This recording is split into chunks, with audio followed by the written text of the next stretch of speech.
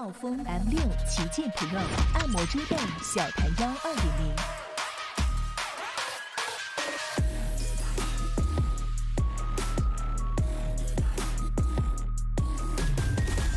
3D 云朵枕，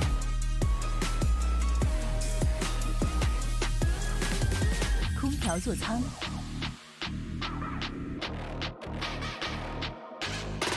硬地机械地。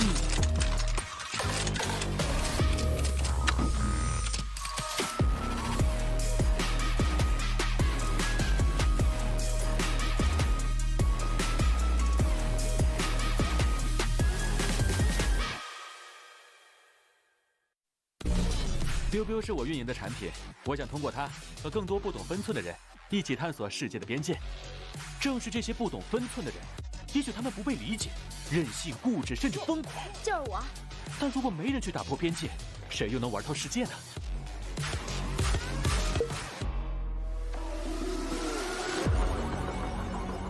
打开微信，搜索公众号“星际老男孩 SC Boy”。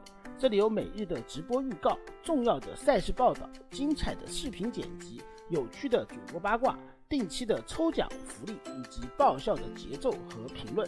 关注 SC Boy 官方公众号，365天每天更新，让你与20万猛男一起更便捷的享受我和黄哥给大家带来的快乐。不要告诉别人哟。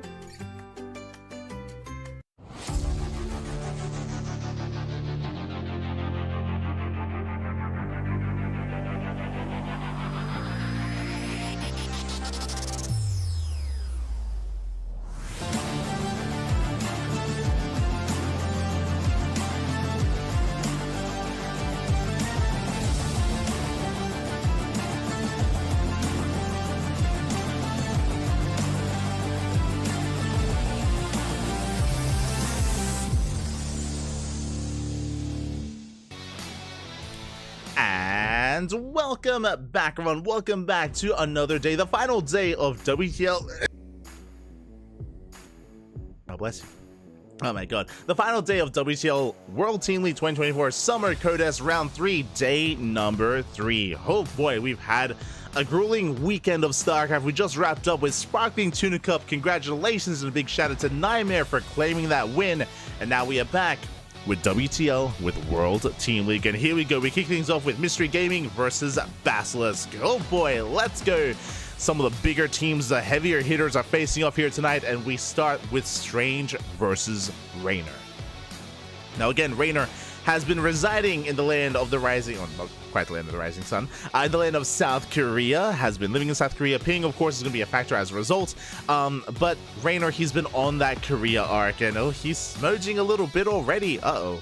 I mean, he's up against Protoss. And Raynor, he has been quite vocal when it comes to his trials and tribulations in the ZVP matchup, and saying that Raynor should be favored coming into this series. Should be, but we'll see, as looks like the predictions have not quite been set up from the Discord. But here we go, we're loading into game number 1, and in the top left we do have Strange for Mystery Gaming, and in the top right we have Raynor for Basilisk. Let's go.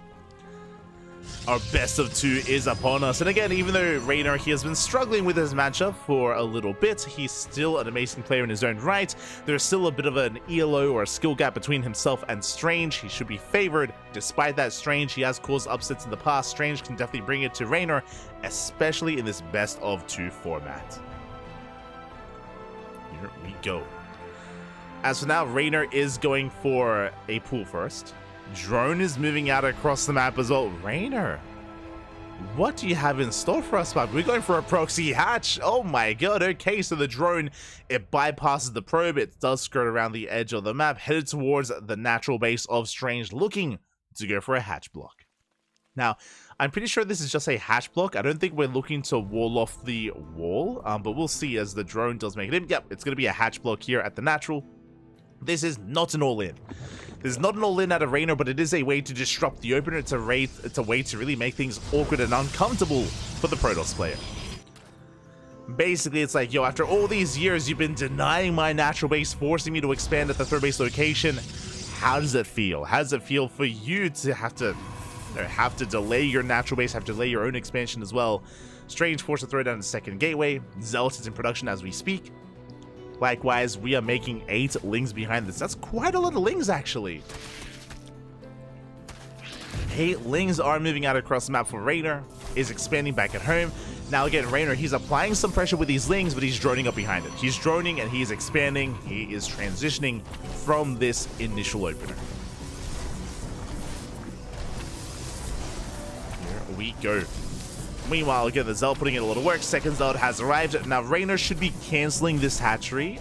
There are versions that do allow it to finish, but this should be a cancel from our Zerg player. He's done well with this, forcing out 2 Zealots, forcing out a second gateway. Lings are applying a lot of pressure, but alas, they don't quite get the kill. And there's a cancel on the hatchery. The drone dipping into the main. If able to steal a gas, then we can, but both gases have been taken. Strange will be looking to secure himself and to recover.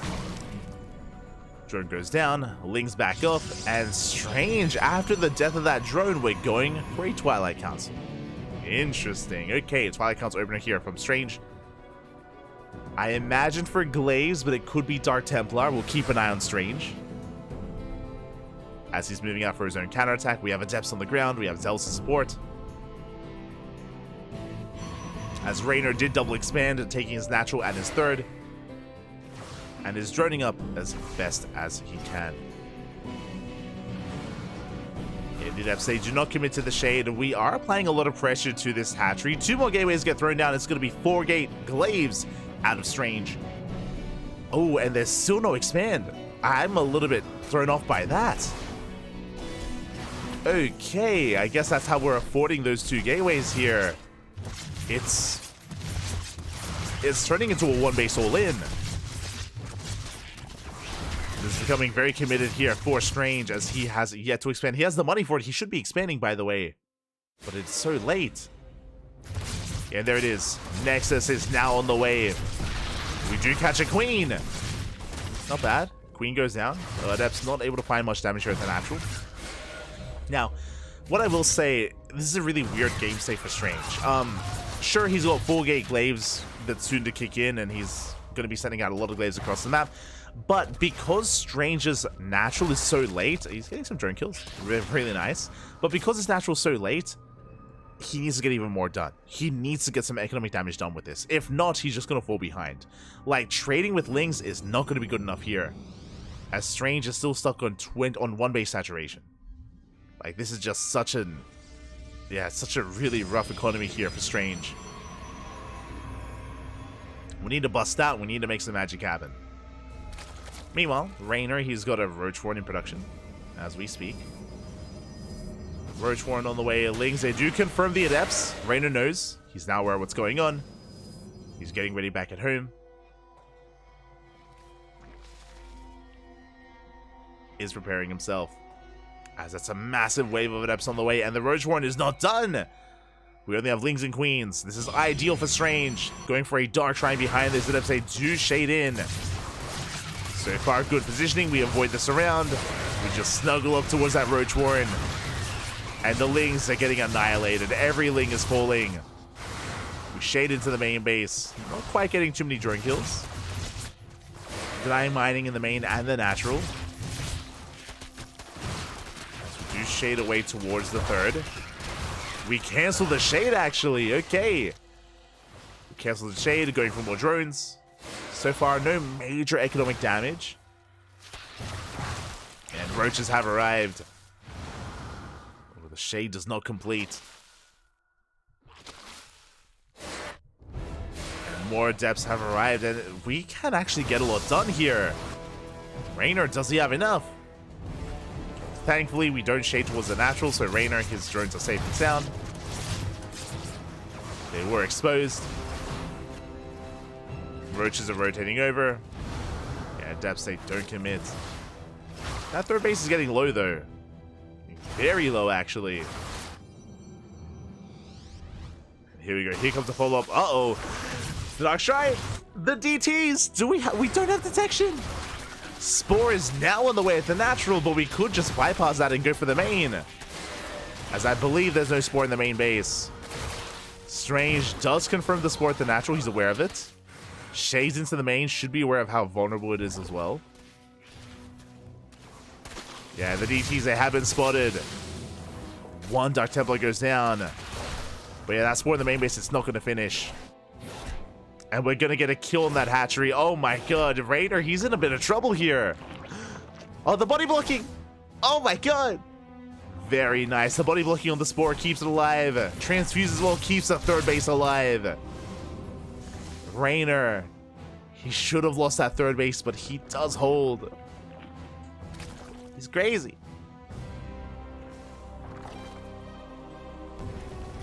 Does manage to hold on. Spores leapfrogging forward. Strange slips in. Getting some drone kills. Gets 2. Before pulling away. But finally, the Dark Templar, it's going to fall. Whew. And now the dust can finally settle. And as it settles, Strange has a worker lead. Got 46 probes to the 41 drones of Rainer. Strange in a good economic position, but can he save the third? Can he hold on to it? Because here come the Lings. We do get a supply block on Rainer, but the Lings are going to surround. Oh, they don't quite get the surround on that Stalker. Survives a little bit longer. Adepts, they make it. They do make it back. Again, a lesser Zerg player would have died then and there. Like, again, I can't believe that Rainer saved that third base. That is huge. Not just that, but again, Rainer didn't lose too many drones at all. This would have been so much worse. This could have been so much worse. Rainer moving out with a bit of a force of roaches. No mobile detection. There are defensive DTs. Yeah, with those Dark Templar, the roaches get forced back. Remember, there is no roach speed. There is now an Overseer, though.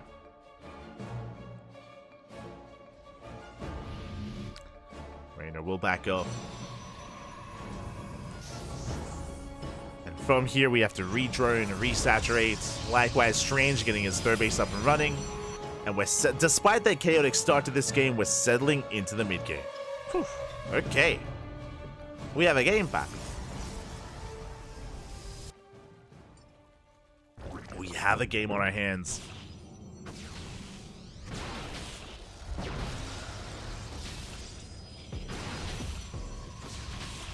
Overseer taking some hits. Up.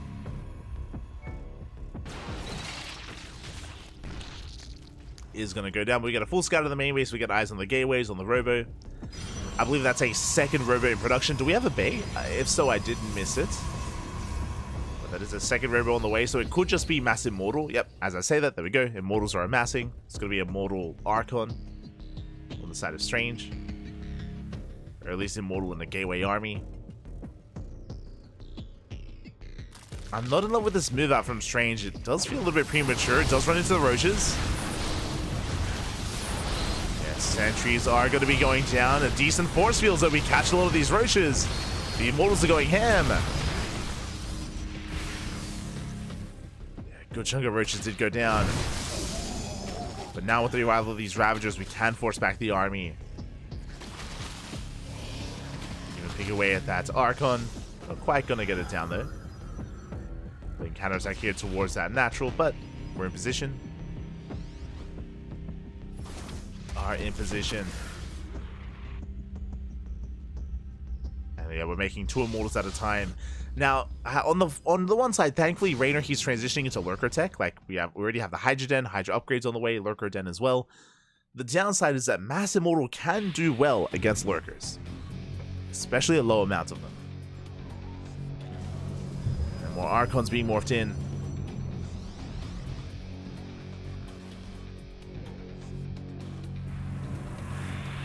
Well, the most efficient Archons, as we are morphing them in with Dark Templar, but they're on the way nonetheless. Strange building up his army.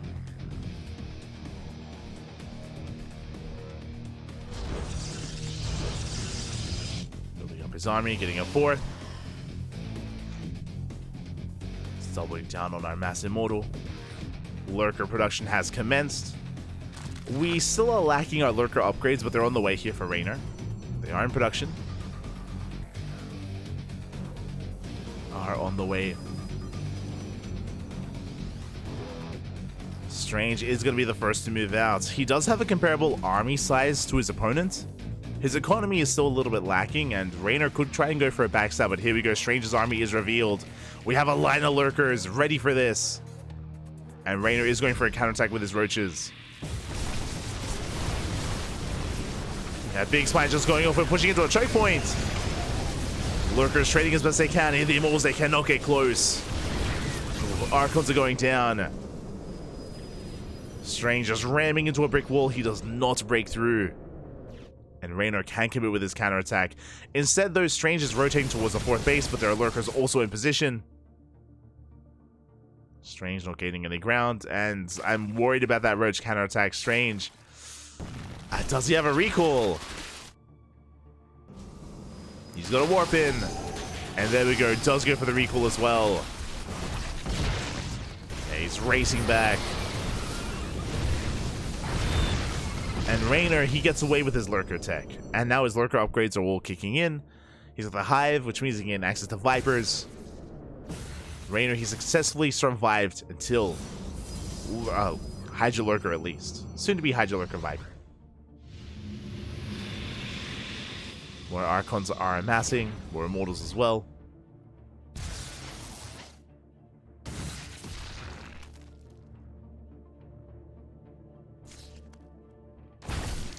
So here we go. Strange is pushing in.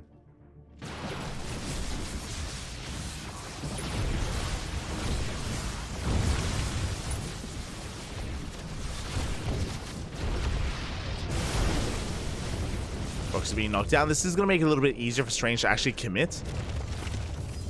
As the Observer, getting eyes on the Hydras. And Strange still doesn't have enough. He's about to max out. He's about to max.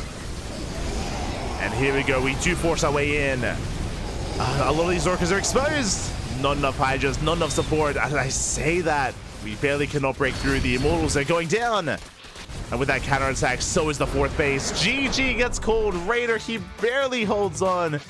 And he attacks across the map. GG, Raynor takes game number 1. Whew. Congratulations here. Again, Strange, he was able to amass a terrifying army, but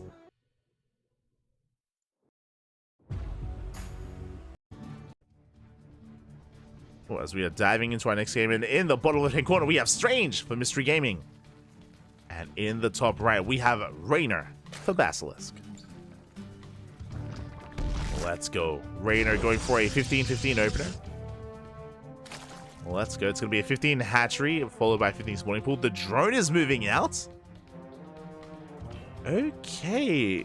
Interesting. He's going for the gold on the other side. Bold move. Very bold move here by Raynor. Now, we have seen this before. Was it a laser? No, I don't think it was a laser that did this. Was it Dark? Yes, Dark did do this. I want to say like 2 weeks ago. Did it bring this out? It is going to be a 15 hatchery into a 15 spawning pool. I think we've seen Raynor do this as well in ESL Open Cup Asia, now that I think about it.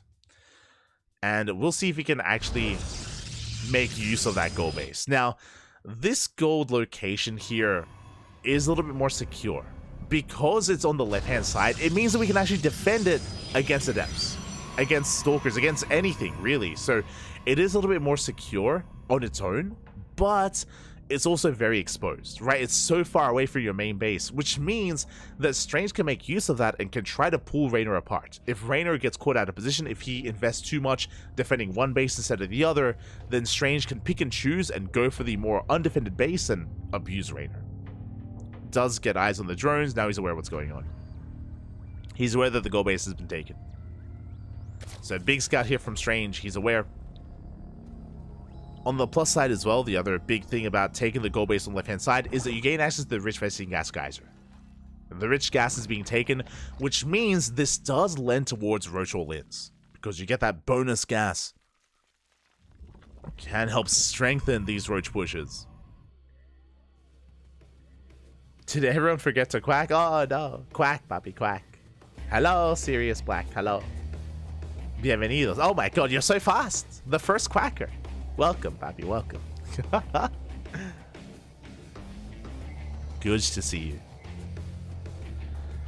Okay, so again, we'll see if Strange can punish this base. We'll see how he reacts. For now, he's getting into his Cybercore. Cybercore is done, working towards our first Stalker. No Adepts. Bear that in mind, we're not going for an Adept, so we're not being too aggressive early on. Warp Gate is on the way. With Warp Gate being researched, this looks like a Twilight Council opener. As I talk about the Twilight Council, Forge gets thrown down for fast +1. Okay. You have my attention, Strange. With a Forge opener, we're rushing into fast +1. This can lead into one of two things. This could be a +1 charge based all-in. This could be a +1 kind of like Soul Train-esque all-in as well.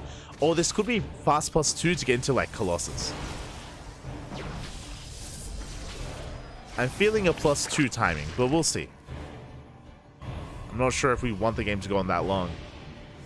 Meanwhile, Raynor, he's rushing into a lair and a Roach Warren again. This is a sub 4-minute Roach Warren. My god, very early on. 320 Roach Warren timing. It feels like an all-in from Raynor. Yeah, we're amassing Lings. With that lair, we can go into fast Roach speed or go for some Dropper Lords. Even go for a Nidus. Lings are amassing. Roach is soon to be amassing as well. And Strange is building up an Immortal count. Okay. I kind of like this. I like this if this is what I think it is. I think that Strange, he sees the goal base, so he knows that Raynor's going for an all-in, which is true. Like, Raynor is going for an all-in. And Strange may want to try to weather the storm, deflect the initial all-in, then go for a big counterattack. But here we go. The Lings, they dive on the army. They do get around here on the Zealots. We get a good force field, but the Sentry goes down. The Stalker as well. The Lings, they're getting out of hand. They're getting out of control. They take down one more Sentry. They barely do not. Oh, my God. Strange, he barely holds on. Lings wasting energy on that shield battery. More Lings and Ravagers are amassing. If Strange moves out, he's just gonna straight up fall and crumble there before the might of Raynor. And I just don't think Strange has enough here. I mean, without a Twilight Council, or he's going to charge, but without Blink Stalkers. With Chargelot, Immortal. Not convinced, but we'll see. Here we go. The army has arrived. We only have 3 Sentries and 1 Immortal. It's just not going to be enough. Strange barely has an army, and here comes the all-in. Strange, he needed more time. He was hoping for more time. And yeah, Raynor is snowballing out of control. He breaks that third and can push into the main. There's nothing to stop him. There's no shield battery. There's no overcharge. GG gets called. And Raynor takes the 2-0. GG, well played. He will take the 2-0 here. Pressure is and Showtime is a damn strong player, don't get me wrong, but we'll see if he can redeem himself here against Cyan. Can he get his ELO points back? Can he rank up here amongst the rest of the players? We're here to find out. We're here to find out. Thanks. Oh, gracias, papi, gracias. Hello, unknown in the chat. Bienvenido. A login unknown. I see. But here we go, we're diving in and spawning in the bottom left-hand corner of Amphion. We have Cyan for Mystery Gaming. And in the top left, we have Showtime for Basilisk. WTL ELOs are always the spiciest of hot takes. To be fair, in this iteration of ELO, it's just like straight up ELO. It's just like wins and losses, just number goes up, number goes down, right? Like, it's a little bit more sterile compared to what it used to be. We spoke about this like a couple of days ago, right?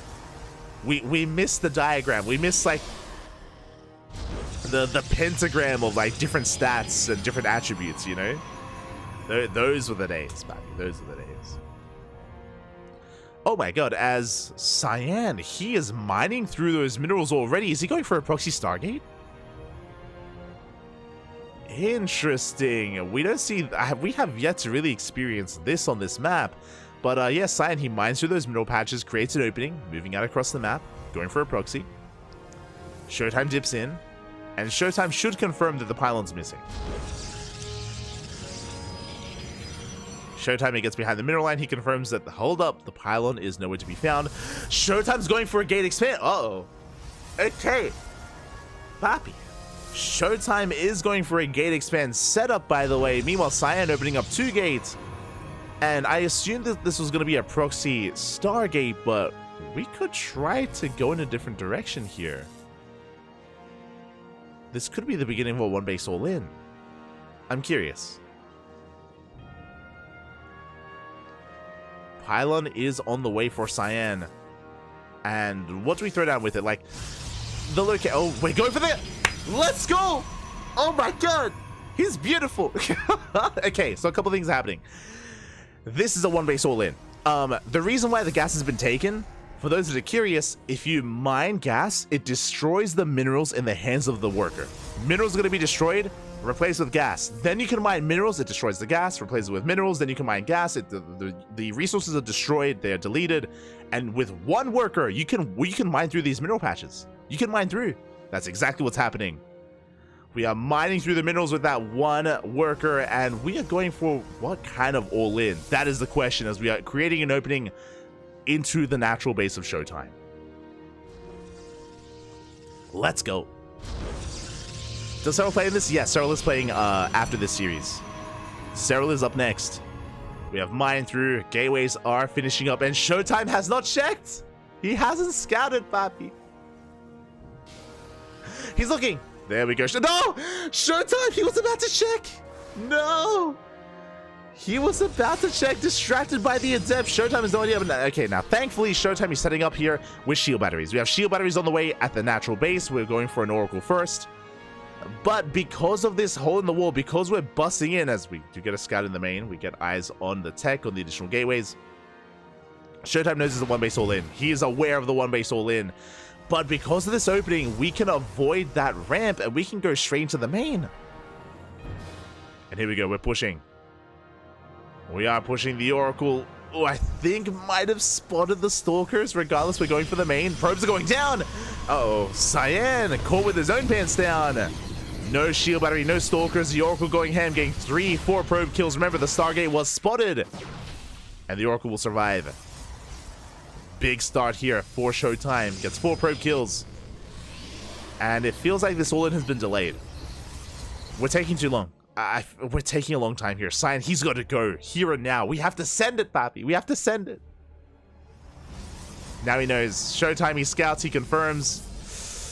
Cyan taking a little bit too long. And now there are some brutal choke points that we can make use of. We get a couple of hits in. Here we go. Can Cyan still break through? Remember, he can ignore the natural. There are soon to be 3 shield batteries at the natural base. Boys are being pulled. There are 2 void rays. Prismatic alignment is activated. We do focus on one of the Stalkers. 1 Stalker goes down.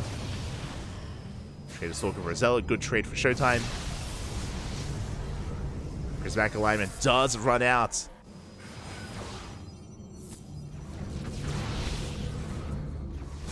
And we're going for the voids. We got 1. Oh, not quite. We missed the shot. Yeah, we didn't quite get it. Cyan still trying to break through. 3rd Void Ray has arrived. Again, we're taking too long here. Showtime is amassing an army. Now we head into the main. Boys are being pulled. Cyan is going to get surrounded. He's going to get surrounded. He's going to get shut down. A lot of Stalkers are bleeding out here for Cyan. But he does reset that Stalker count. Has to wait out that Prismatic alignment once again. And now we're soon to have a 4th Void Ray. And back at her. Oh, okay, sorry. Across the map, 7 probes went down.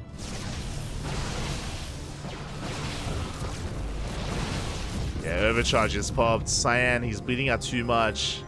I think Showtime's done it. He has held. That Oracle did so well for Showtime earlier. It delayed the push. It killed probes. And every second counts here when an all-in's involved. Oof.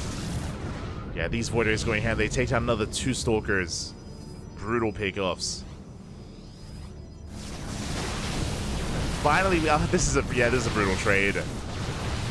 Not worth it here for Cyan. He gets 2 Void Rays, but he loses too much. Showtime's held. Has done it. Still waiting for another Void Ray to come in. Unfortunately, Cyan, he just doesn't have the economy to sustain this. He can't sustain himself back. He can't sustain. He will pick up one more Void Ray. There's still 2 left. And again, this Stalker count is so low for Cyan. He's pushing in. Up. Yeah, and he can't get it. GG gets called. Showtime holds against a very well thought out all-in. Again, I loved the build choice, but the execution unfortunately was... The sources are good, and we're loading in.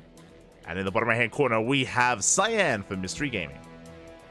And in the top left, we have Showtime for Basilisk. Let's go. Again, Basilisk, they are 1 game away from winning this all, from taking the entire series here against Mystery Gaming. 1 more game is all they need. Meanwhile, Cyan, the pressure is on. He has to fight back here and now to give his team a chance. Remember, it was 75% in favor of the 1-1 score. Only a handful believed in the 2-0 from Showtime, and that was a shaky, that was a scary game 1. But Showtime did take it. 1 more is all he needs. But now we're settling into Golden Ore. It's going to be a 2-gate opener. This time it's going to be a 2-gate opener from both Cyan and Showtime. Cyan taking both gases. Interesting. Showtime only taking 1 gas, by the way. Okay. I was like, is he going to stay on 1 gas? Are we going for a gate expand? No. No, the answer is no. We are settling in.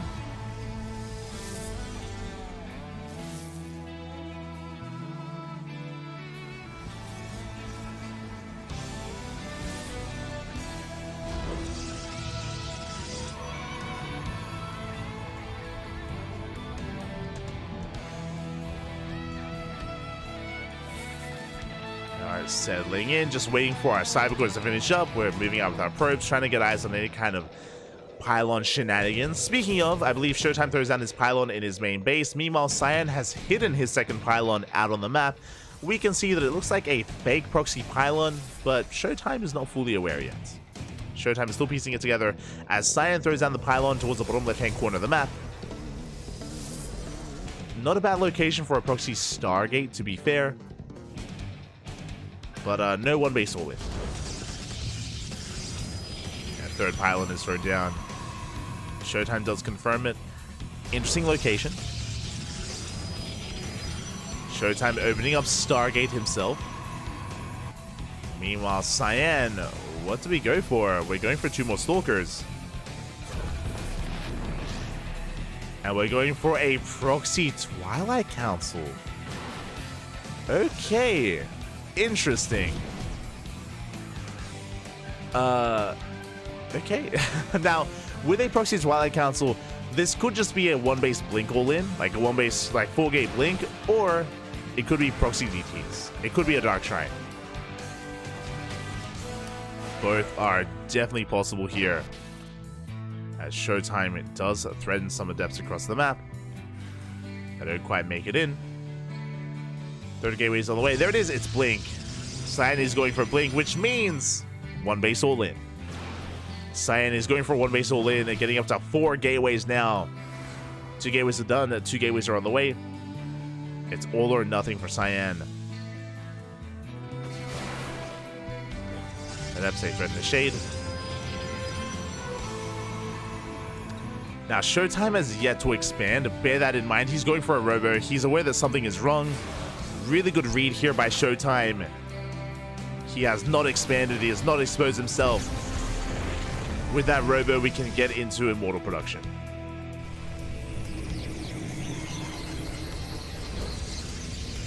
And Showtime even going for his own 3rd gateway as well.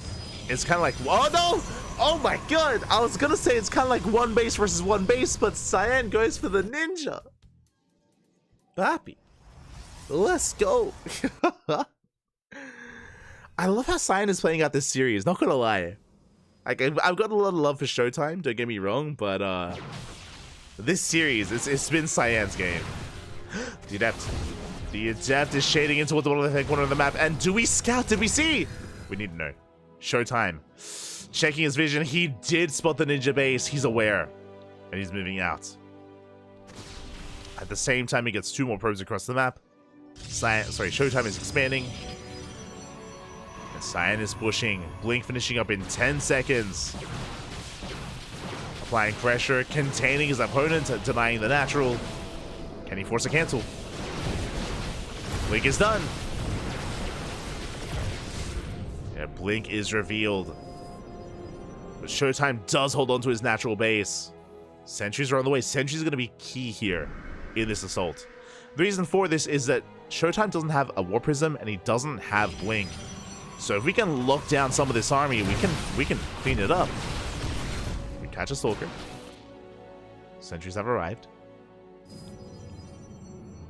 Oracle making its way to the gold. Second Immortal has made it. It's a little bit too late now. With these two Immortals, Showtime is looking secure. There's one probe mining and the Oracle will shut it down.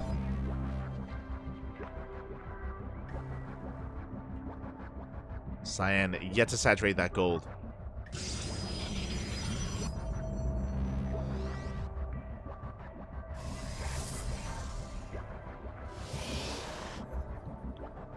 And there's that recall. To recall to the gold bases, one Stalker in position, and the rest of the army turning back around. Making sure we can keep this gold base safe and sound.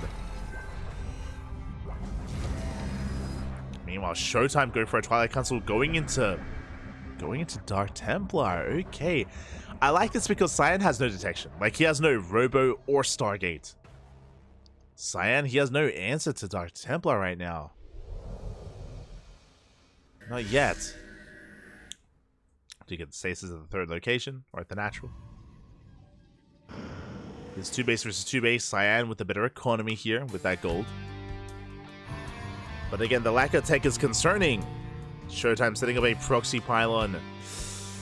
Looking to go for that Dark Templar warp in. Cyan still no Robo. Here comes a hallucination. Big scout. He sees. He sees, he knows, he should have clicked on that. There it is, Robo's on the way.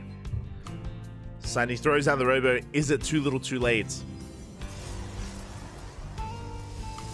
He's aware of the Dark Templar.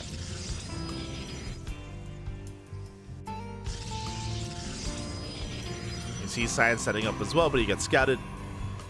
Oh, not quite.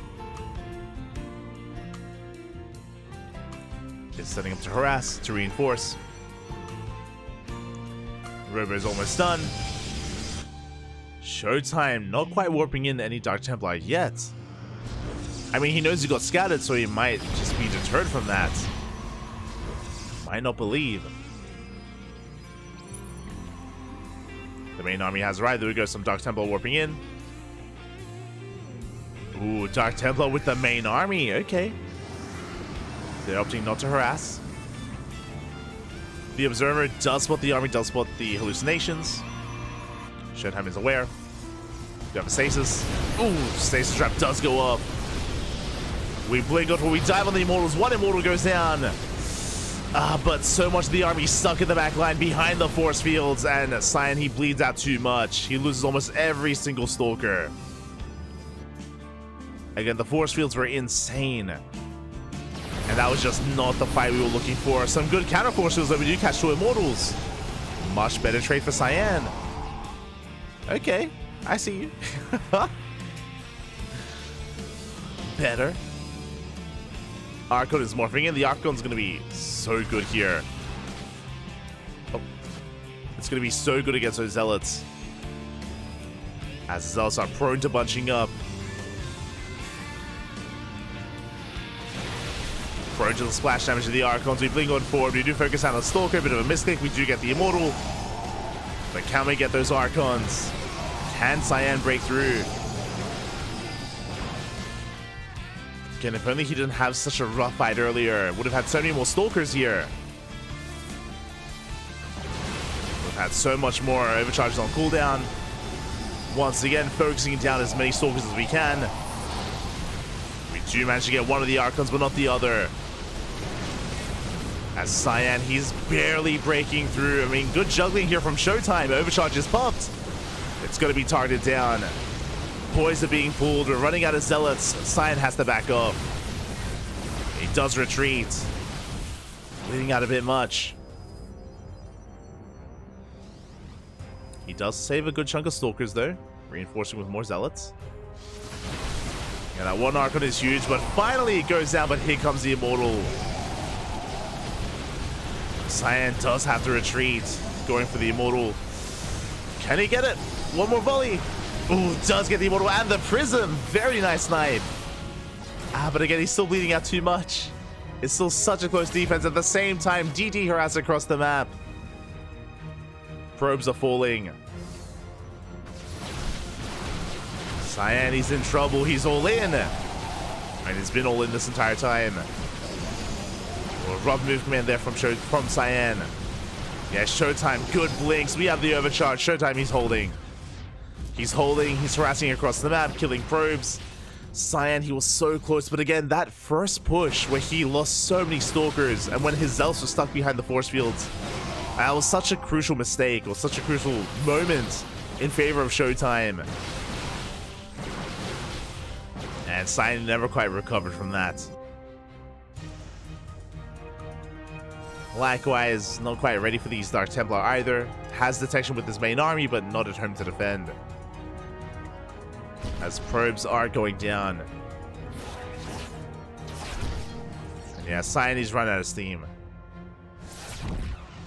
His momentum, it's no longer there. Again, he had some impressive moments here, but there's some crucial moments that did slip up on. Showtime holds. Showtime holds, man. Shuts down the proxy, forcing back the army. Cyan is down to 22 probes. He barely has an economy. Even with the gold base, it's just not good enough. He was 2 base all in. And you can see Showtime snowball out of control with his mass Stalker army. He has his own blink now. He's had it for quite some time. Snipes the Observer, overwhelms the army. GG gets called, and Showtime takes the series 2-0. GG. You see Showtime shaking his head and looking a little bit relieved, not gonna lie. Again, that was a very intense series, and Showtime does take the 2-0. Basilisk will take the series here, but a big shout to Cyan. Again, I loved the builds from Cyan, both in Game 1 and Game 2. They were very stylish, very thought out. But again, the execution was lacking a little bit. That's what I will say here, is the execution was lacking a little bit, both in Game 1 and in Game 2. There were some crucial mistakes from military. He is currently conducting his military service. Because of that, Cyril was not competing last week or the week before that. Cyril also forfeited his spot in the DreamHack the EPT Spring Regionals. So Cyril has been MIA. He hasn't been able to compete as of late because of his military service, but because Cyril has some special, because of his high status over in Finland, he has some special leeway here, and he can actually compete from time to time. As here we go, we have Cyril in the bottom left, we have Coffee in the top right. Special permissions, that's it. Cyril, he has special permissions, so he can actually compete. The reason for this is because he does count as an athlete in Finland, so he can represent his nation and represent his country in international events. Not in all of them, though. The reality is that Cyril still has to do his military service, but every now and then, he can pick and choose and play in certain events. He can't play in everything, but he can play in some. So because of that, I believe Cyril has prioritized Gamers 8. So I believe the Esports World Cup, he's going to be in that. And as we can see here, this weekend, Cyril is available. So we're 3 weeks in, Cyril has finally rocked up. Let's go. Where's his buzz cut? No buzz cut, I guess, in the Finnish military. I mean, he has had a haircut. You can tell that his hair is shorter than normal.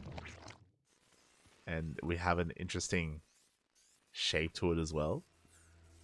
But yeah, this is a Cyril that now has seen some things. He's he's got some military experience under his belt.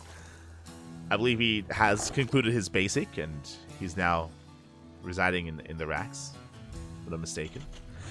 And the question becomes what I'm most curious about, because this is the first time that we're seeing Cyril compete in like a month.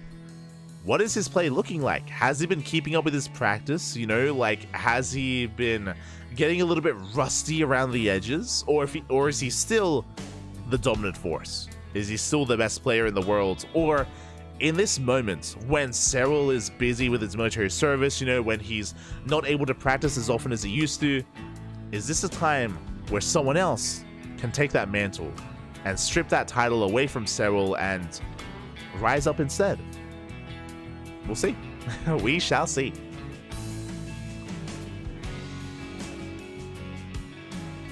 And so now we're settling into our openers. It is going to be a hatch gas pool, standard opener out of Serral.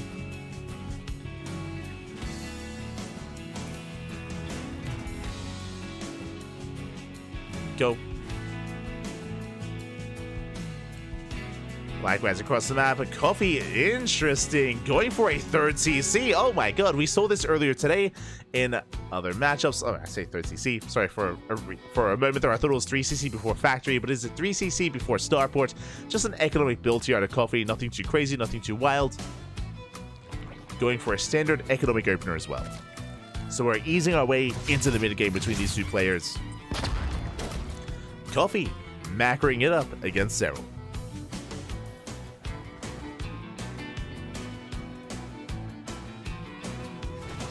Reaper does sit behind the mineral line, just getting a full scout off, just making sure that there's no roach rush or no shenanigans from the side of Serral. Against Serral, nowadays, he does have the best of both worlds. He can macro it up, but he can also go for all-ins as well. Not unheard of. Speaking of, there's a Roach Warren! As the Reaper leaves, that is a 3-minute 30 Roach Warren from Serral. He's going for a Roach Rush. Oh my god. Aggression has arrived. But again, as we were just saying before we even throw it down, nowadays, over the past 2 years, Serral has spread his wings. He was once known as a macro god, and he could only macro, but over the past couple of years, Serral, he has embraced aggression and embraced cheese, and now he can do both, which is what's terrifying about Serral. He can just go for an all-in, or he can take it to a longer, later game. Roach Warren is done. Roaches should be on the horizon here for Serral. There we go. Roaches are amassing. And Coffee has yet to determine this.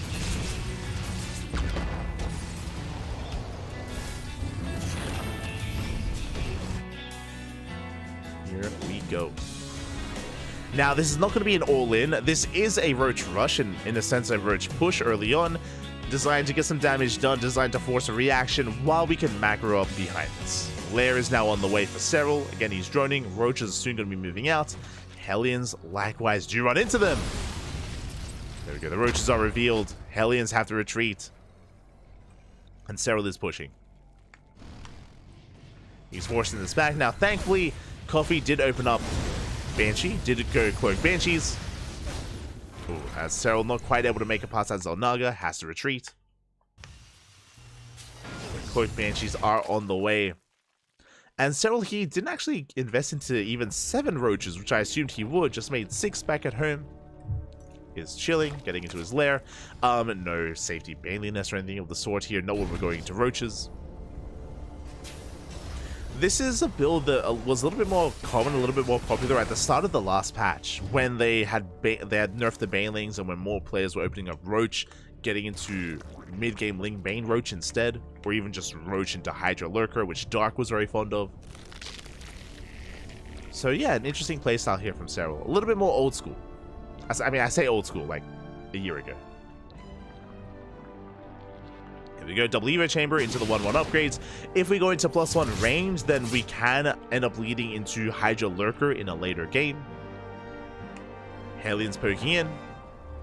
Ooh, the Roach is out of position. We don't quite get into the mineral line though. We do pull back.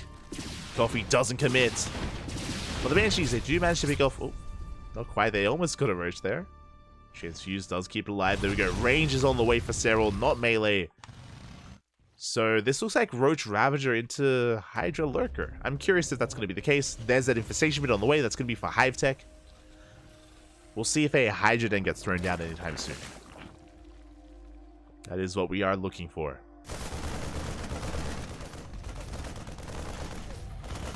Overseer dips in, gets a full scout. At the same time, drones are going down at the natural. The Banshees, they're getting work done. 5 workers go down. Very nicely done here by Coffee. Good pickoffs from our Terran player. And there's that Hydrogen. Okay, so it is Roach Ravager into Hydra Lurker, as we suspected. I was still on the fence because we have seen players go Roach Ravager into Ultras before. I'm calling out Dark on that one. But this is more sane. Just Roach Ravager into Hydra Lurker. We are getting there. Cyril just taking it slow, being more defensive, keeping up with the ebb and flow of Coffee. Coffee has gotten some drone damage, but again, Cyril isn't being aggressive at all. He's only keeping up with the drop play, he's only keeping up with the harassment, spreading his creep, but just now moving out with some lings, just applying some light pressure.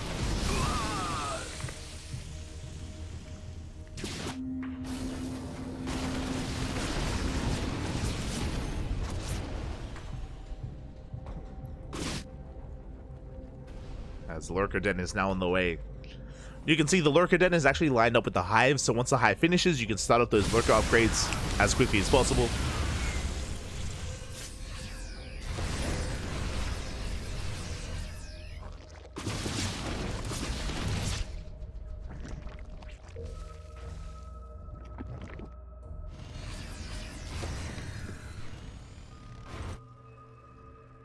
Is lined up here. Viper's in production as well, so Hydra Lurker Viper. Now, before the Lurkers are ready, before the Lurker Gen is done, Coffee is pushing. This is the moment. This is the moment when Cyril is the most vulnerable. Can Coffee break Cyril before the Lurkers come out? You may look at the supplies here, and the soup is in favor of Cyril, but the soup does lie. That is inflated supply because of the roaches. Coffee does have the more efficient army for now. Tanks are sieging up and pushing in. Yeah, we deny the hatchery, but we have to keep going. We cannot stop. We cannot allow those Lurkers to finish. Tanks are pushing forward. They did delay themselves a little bit here from pushing in. Again, time is on Cyril's side. 4 Lurkers do finish up. No upgrades. Here come the yoinks. We get 1 tank. We get 2. 2 tanks to go down. Good abductions here from Cyril. He's holding the line and protecting those Lurkers. Yeah, forcing back the army. And Cyril has held. Again, that was a tense moment, and I mean, Coffee was at least able to deny a base, but he wasn't able to break the army of Cyril. He wasn't able to kill him. Has to rotate around, and Cyril, for now, is keeping up. Well, Liberators have arrived. Do we have much anti-air? 1 live falls, but the other stands strong. Cyril bleeding out a lot of units there. Does have to be careful. He hasn't made too many more Lurkers. Viper's coming in. See Coffee hoping to catch those Vipers. Still no ghost production, by the way. So just Biotank Lib. Vipers are coming in. They catch 2 tanks and a Liberator. Oh my god, and the Blinding Cloud is brutal. The Lurkers are going ham. They annihilate the Marines. GG gets called, and Coffee saps out. Cyril takes the first game. Whew. GG, well played. Again, Coffee was very committed there, and again, he was so close to breaking Cyril as he was getting into those Lurkers, but again, Coffee did take a little bit too long. It took a little bit too long to push towards the natural. We were talking about those tanks, how they did take some extra time to unsiege and reposition and threat. We'll see. We shall see.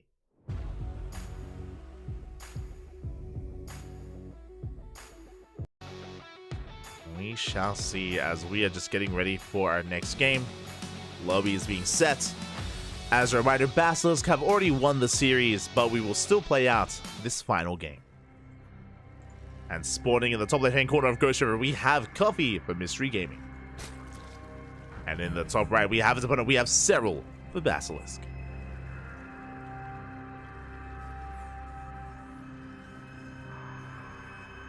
Here we go. So far, just getting to our initial openers again as we load into Ghost River. Ghost River has the is the shortest rush distance map in the map pool. Doesn't take long at all to move out, to reinforce, for a fight to snowball out of control, and for things to escalate very quickly on this map. And Cyril's going for pool first. Makes sense. This makes plenty of sense here. It's going to be a pool first opener out of Cyril. Very safe play. also allows him to be a little bit aggressive and a little bit annoying across the map, depending on how many lings he makes. He can just make 2 lings to be safe, or go up to 4, even up to 6 lings to move out across the map. The purpose of that would be to delay the CC on location, to get a kill in the SCV, to delay the command center, maybe even force a cancel.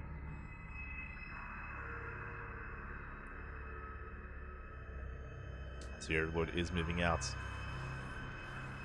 I'm curious if Kofi gets his CC on the high ground, but no. SCV moves down. Going for a scout across the map. Reaper's on the way. You can see that Cyril, he's only making 2 lings. Okay, only 2 lings. So, just a safe opener out of Cyril. Queen is on the way. Natural base as well. Gas getting saturated. SV is going to confirm that the hatchery is delayed for Cyril. And Coffee's going to be feeling pretty good about that. I'm going to say pretty good. For all he knows, there could be like another faster, even faster Roach Warren behind this. True, it's possible. But it's on Coffee to piece it all together. Lings deny the scout. Reaper pulls back. Because of the pull first, basically Coffee, his Reaper is stuck at home waiting for Lynx to show up. In case he moves out, Lynx could slip in and they could delay the CC. So Coffee is stuck at home. And thankfully for Coffee, we can see that there's nothing to hide. Like there's no hidden tech. There's no fast Roach Warren or a fast Bailey Nest or a fast like +1 melee. Coffee's just going into a 3cc build. It's a 3rd CC before starport. Reaper moves out, so gets eyes on the 3rd base. He knows it's a standard game. Oh, he knows that there's no fast tech. Nothing crazy going on here. Not yet.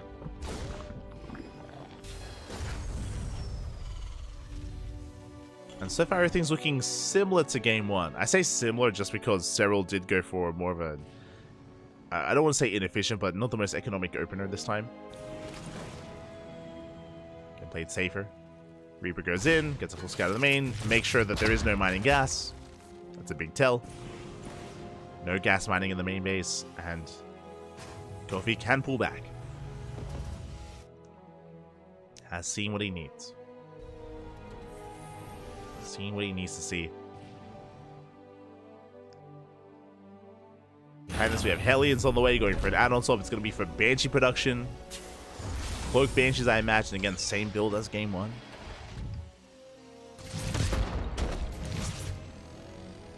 Set Banshee on the way. Cloak. Once again, Cyril going for a Roach Warren. Now, this Roach Warren is a little bit later. Remember, last game was like it was sub 4-minute Roach Warren. This is 4 minutes. A little bit later, but still early enough, and we could be a little bit more aggressive this time. Because it doesn't take long to move out across the map, we could be a little more assertive with these first wave of roaches. We'll see how many we make. Remember, last game it was 6 roaches. We could go up to 9 roaches even. That is a possibility.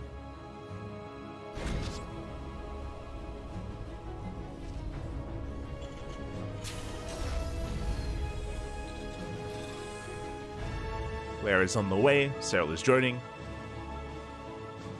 The first wave of roaches are in production. 3 roaches so far. Only 3.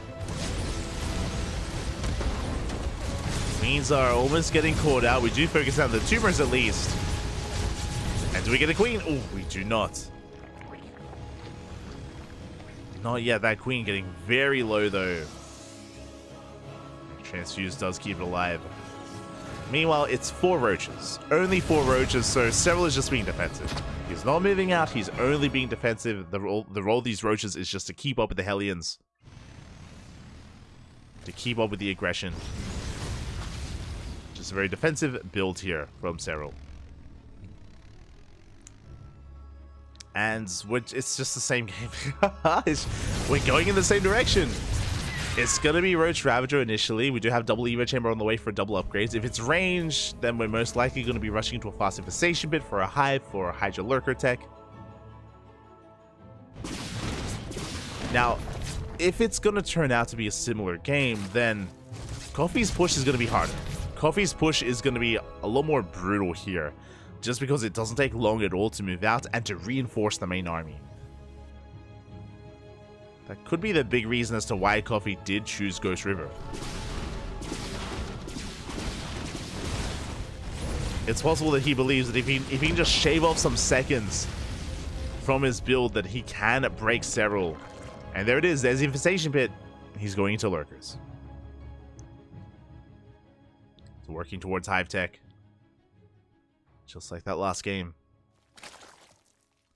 Now, what's important here is that Cyril has been cutting corners. This time he only made 4 roaches. Last time he made 6. So Cyril, he has been being a little bit more efficient this time. Cutting corners and getting away with it. With that, Cyril was able to drone up to 80 that much faster. I mean, look at this. Cyril, he's already on 81 drones. Already droned up. Now he's focusing on roach production. There's a Hydrogen now on the way. Coffee does get eyes on the 5th. Clearing up a lot of creep. Just setting up the stage here for his push. Meanwhile, again, he missed that drone. 5th base does get thrown down. Does survive. Coffee is on the way. Cyril is keeping up. Lurker Den gets thrown down. Hydras are amassing. Soon to be Lurkers. No Vipers yet, as that there is no Hive. We are getting there.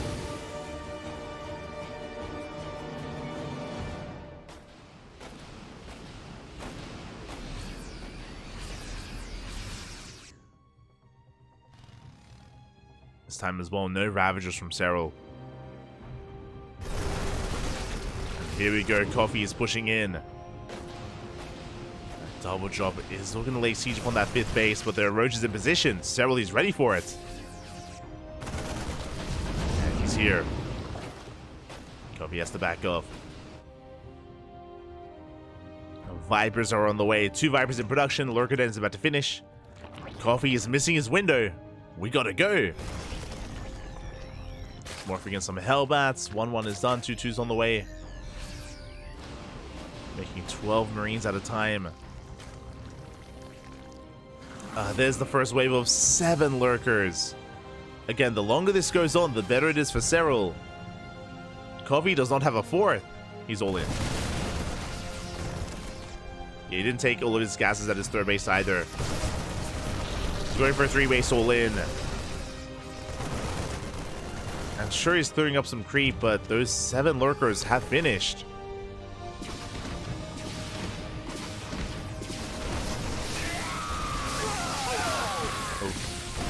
Coffee taking a rough fight, does pull back. He does catch a lot of roaches. Decent trades. And here we go. Here finally comes the main army. At the same time, Cyril going for a Doom Drop. Oh, we do catch 3 Lurkers though.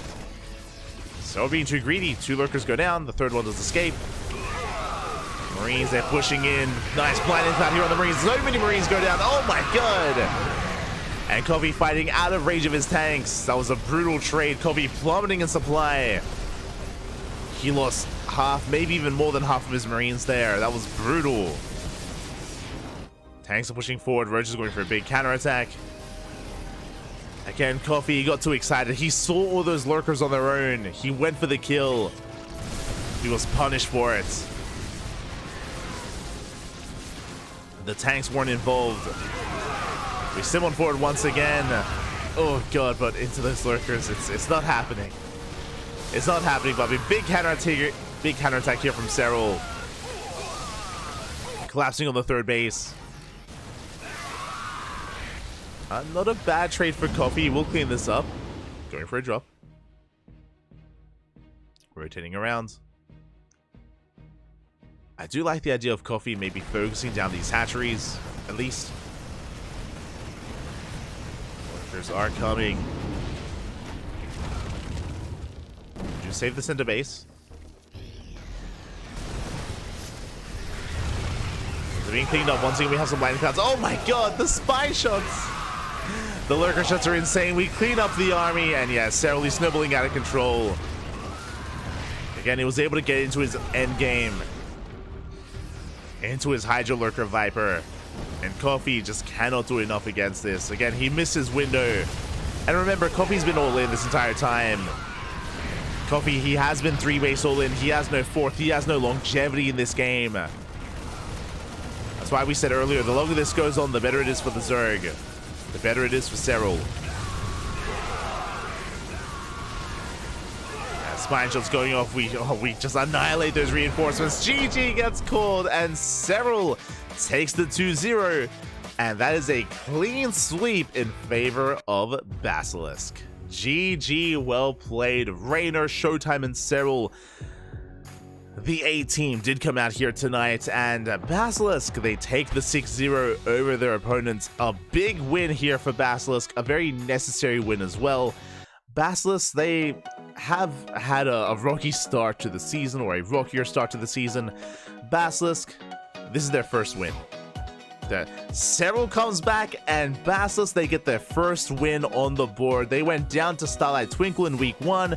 They went down to DKZ in week 2. But finally, Basilisk, they win a series here versus Mystery Gaming. GG, well played. Was it Serral coming back? Was it even maybe just his presence as well? Just giving his team a boost of morale, giving Raynor and Showtime the confidence that they needed to really come out on point here tonight? Maybe. Or maybe, again, they all just played their heart out, and this is the beginning of a comeback for Basilisk. I mean, we're still in the early weeks, we're still in the early rounds of WTL, so they have time to get their footing, but there's a lot of high expectations. The reality is that there's a lot of high expectations here for Basilisk. I mean, they had a deep run last season. They got top 3. They got top 3 in the last season of WTL, and they got top 2 in the season before that. So, like, Basilisk, they're one of the best teams in the league. 傲风 M6 旗舰 Pro 按摩遮背小弹腰2.0。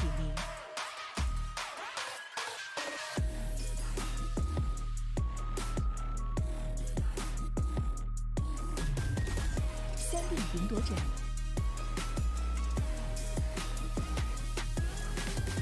空调座舱，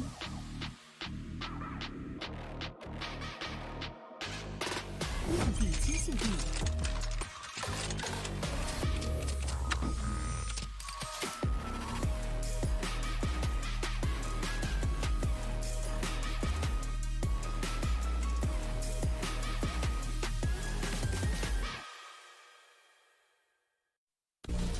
丢丢是我运营的产品，我想通过它和更多不懂分寸的人一起探索世界的边界。正是这些不懂分寸的人，也许他们不被理解，任性、固执，甚至疯狂。就是我。但如果没人去打破边界，谁又能玩透世界呢？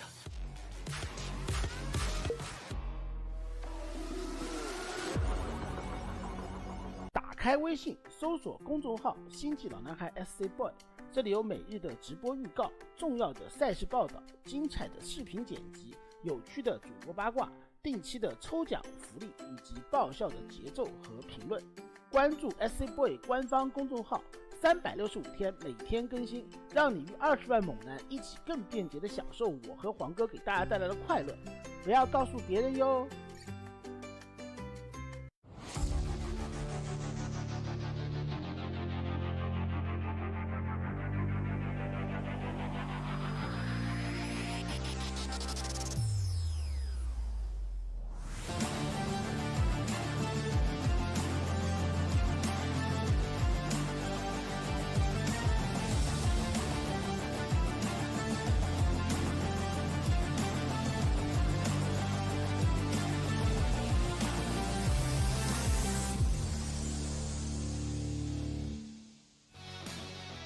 Welcome back to World Team League WTL 2024 Summer Code S Round 3, Day number 3, the final day of Round 3 of WTL. We just wrapped up with our first match of the night. We just wrapped up with Basilisk versus Mystery Gaming, and now we've returned with Shopify Rebellion versus Team Liquid. Oh, here we go. We have some insane matches coming up. We have Clem versus Beyond in a TVT, Cure versus Harstim in a Terran versus Protoss, and Skillis versus Scarlet in a Protoss versus Zerg. Here we go. Again, this is going to be a very hard one to call. A very hard match to call here. Up first, we have our TVT, Clem versus Beyond. Now, what I'm interested in is that we all know that Clem is an amazing player, but we also know that his biggest weakness is TVT. That is his the matchup where upsets occur the most, or where he does struggle in the most. So this is going to be an interesting one. Just because it might be his weakest matchup does not mean that, you know, it's like a 100% loss rate or anything like that. You know, it just means that a player like Bjorn might be able to catch Clem off guard or have a bit of an edge here. We'll see if that's the case. We'll see if Clem has been able to shore up himself in the TVT matchup and can bring it back here versus Bjorn. This is going to be a very, very important way to start off this series. Here we go. In the top left-hand corner, we have Clem for Team Liquid. And in the top right, we have Bjorn for Shopify Rebellion. Oh boy, we're on Ghost River of all maps. Okay, this is going to be an interesting one. Now, Bjorn has a very unique TVT style.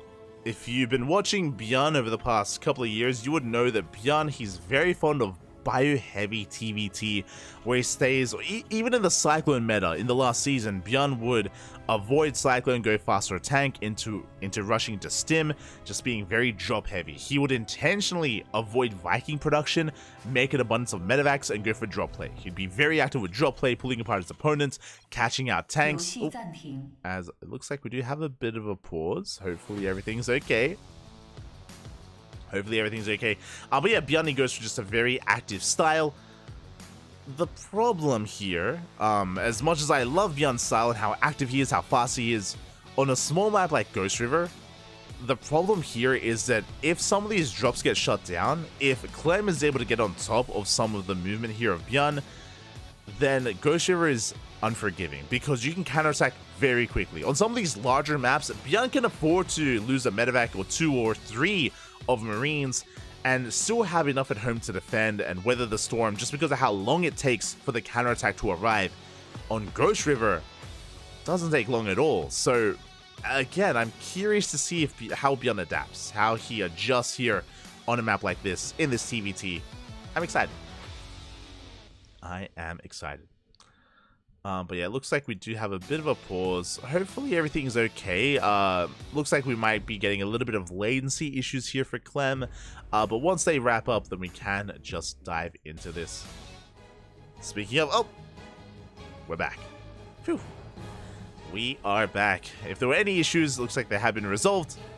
And for the time being, we're getting into our builds. We do see Clem going double gas in the main base, Bjorn going for an economic opener. Okay. So Clem with double gas is going for a faster factory, Bjorn going for a Rax expand with one gas geyser is going for a faster command center instead. So Bjorn is going for an economic build, Clem is going for something more aggressive / safer. It goes both ways. Like if Bjorn was going for like a proxy, then Clem would shut it down. Likewise, Clem can also be a little bit more assertive here as we head into this game with more Reapers, more Hellion production, maybe a faster Cyclone, and be more in the face of Bjorn. So we do have this different dynamic upon us. As Clem has yet to invest into his CC, but it should be thrown down after the factory. First Reaper's moving out across the map. I say across the map. First Reaper's moving out to scout for any kind of proxy location. And again, I don't blame Clem, because Bjorn, alongside Kyor, alongside Maru, alongside most if not all of the Korean Terran players, are more than willing to mix in cheeses and proxies in TVT. And Clem, he's experienced enough to be aware of this. So he's checking, just making sure he's safe and sound. There's that CC on location. On the low ground for Clem, Bjorn's of course is much faster. Clem already getting to his first Cyclone. Not going Reaper Hellion. Rushing into the first Cyclone instead. Do see Bjorn getting into his 1-1-1.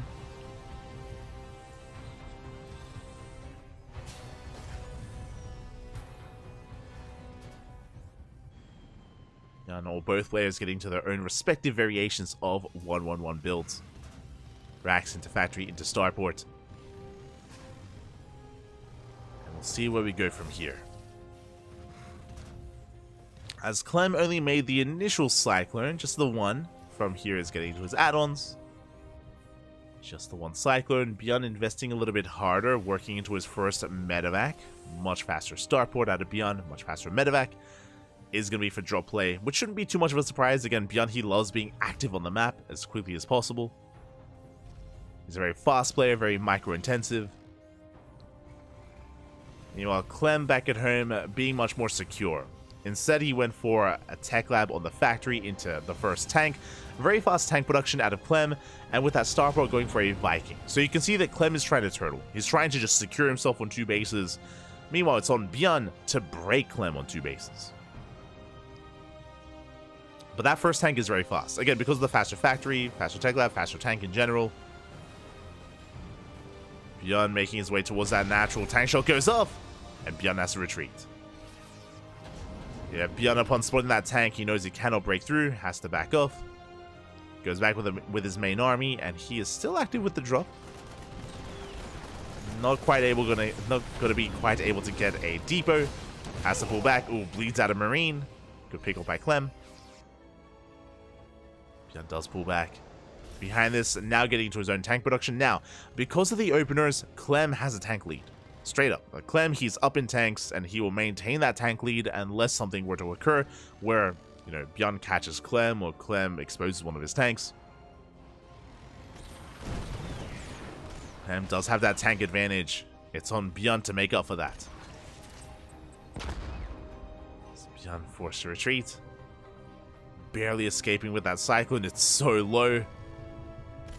Oh, ooh, and it does go down. Again, it turned for a moment there. Did slow down the cyclone. Good pick up by Clem. And now he's pushing. He's just straight up counterattacking here and now. Rallying more Vikings across the map. Liberator as well. Tanks have arrived. And Bjorn is in trouble. Can he hold? He does have a disable. Or he did research Interference Matrix for his Raven. Does have a disable available. Liberator forces the unsiege. Bjorn has to back off. Okay, you can see Bjorn leapfrogging backwards. Trying to set up. Gets a free tank volley up. And now we're committing. Autotar's being thrown down, but the Liberator stands strong. We break through the Marines just barely. Bjorn getting on top of those tanks. Takes down the Liberator. Takes down the tanks as well. Bjorn holds. Whew, just barely. Even chasing down that final tank, he will get it, but he loses the Raven. Raven goes down to the Viking. So a bit of a give and take there. Clem lost all of his tanks, which is huge. He had a tank lead, remember. He had more tanks, so he lost all of them. But he did at least maintain his Viking count and reset the Ravens. Reset the Raven count here of Bjorn. But Bjorn did at least survive. There was a lot going against him there. It was a brutal moment. It's a very tense moment. The Autotars, they came in clutch. And now both players are getting to their third bases. Third CCs are on the way. We can see Bjorn being active. And Bjorn is getting back into Viking production. Now, the downside here is that Clem has a Viking lead, and he will maintain that lead. Whereas the armies, they do pass by each other. Bjorn getting a better engagement. Oh, going for the mule. He misses, though. Oh, that was a bit awkward. Again, the mule was designed to try to catch the units on the ramp. It's basically like a Terran force field. For those who maybe haven't seen, you can use mules to block off terrain and to lock down the tanks. That was a waste, though, because the mule was 1 second too late. Clem got away. A rough moment for Bjorn. Oh, but he does get a free shot off. Gets a tank. Very nicely done. Does make up for the mule. Oh, Vikings, are they going to go for the land? Oh, we thought about it. We were actually hunting for the Vikings of Bjorn. Didn't quite get them, though. Okay, that's a lot of Vikings. Behind this, Fusion Core is on the way for Clem. Liberator forces back the tanks. Clem even getting into Banshees behind this as well. Playing mech, essentially. Meanwhile, Bjorn is committing into Stim, 1-1, upgrades. Bio tank out of Bjorn. Clem rushing into BC with that Fusion Core. Battle cruisers are on the way.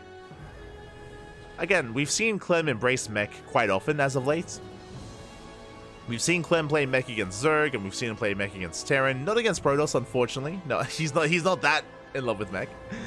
But does whip it every now and then. And we're seeing it here. Versus Bjorn.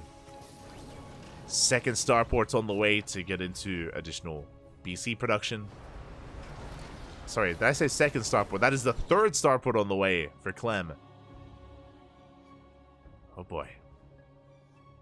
A shout out to the sponsors. A bit of a late shout out. Shout out to Doyu, Bio, Autoful, and SC Boy. Without them, WTL would not be possible.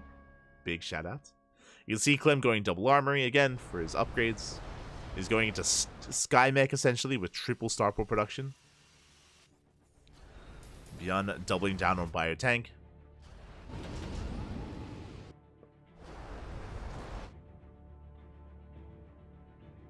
There we go. Beyond going for a drop on the right hand side towards the north. His main army towards the south. Again, the Vikings, they do actually catch Clem off guard. Didn't have everything together. One tank goes out. BC is revealed. As Beyond goes for the drop into the natural. Tanks are going down. Beyond is bleeding out a little bit too much here towards the south. Bleeds out 2 tanks. But the drop does get 7 SCVs. Denied mining time. Drop towards the main, but there's a tank in position. Clem is holding. Clem is holding quite nicely here. We get some Marines here on the tank, and it looks like the tank goes down. Very nice micro out of Beyond. Gets a tank for a handful of Marines. And forces more lost mine time. Gets 11 SCVs. Ooh, gets 12. Beyond takes an economic lead. But this is the hard thing about trying to break a turtling Terran player is, sure, we're getting some worker kills, that's true, but we're also trading a lot of our army, and Clem, his main army is still looking terrifying. There's tanks with his BCs. Mech upgrades on the way. We're up to 2 battle cruisers. You can see that Beyond, he's forced to get into his own starport production, I imagine, for Mass Viking. Which he does need against BCs. There we go, Beyond making 5 Vikings at a time. And 3 Marauders. Mass Marine is no longer good enough.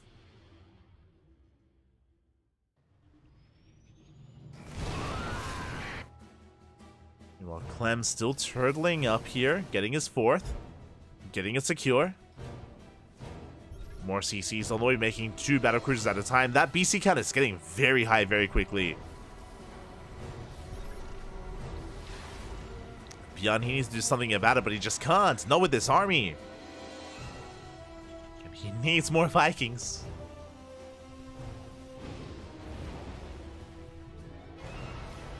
Beyond, instead of going for a Doom drop towards that natural once again. It worked decently well the first time. And again, Beyond, he needs to be active. He needs to trade. BC comes out just in time. Turrets are done. We're committing. Okay, we do commit to the drop. The tank is going to be going down. Can we get the battle cruiser? It's getting low. Up. And it barely does. Yeah, it barely does go down. Big pickup. We got 1 BC. We shut down some of the Vikings as well. SCVs are going down. 18 SCVs. This drop was worth it. This was insane. BCs, they do teleport in. And we try to focus on as many Vikings as possible. We get 2 more Vikings towards the end. And with that Viking count getting thinned out, sure, the battle cruisers are still standing strong, but now Björn has the Viking lead. Björn has been making 6 Vikings at a time. And with a Viking lead, he can take it to the Mass BC. And we're going in. Yeah, big volleys going off. BC goes down. We're down to 3. Down to 3 battle cruisers. Down to 2 battle cruisers as well. And Björn, he's snowballing out of control. He shuts down every single BC. GG gets called, and Björn takes game number 1. Whew. GG, papi. GG. A very intense game there. Again, Clem take the first game here, and now it's going to be Clem's map of choice. Oh boy. What was the predictions for this? Oh my god. We had the majority, 87% predicts 1-1 for this TVT. Meanwhile, 12% in favor of 2-0 for Clem. That is interesting. Again, if Clem were ever to kind of go down some of these players, it is kind of the TVT matchup. I mean, this was a really quirky TVT, to be fair. No one in favor of the 2-0 for Beyond, though. I mean, I'm pretty sure I went 1-1. But here we go. We're diving into it, and in the bottom right, we have Clem. In the top left, we have Beyond.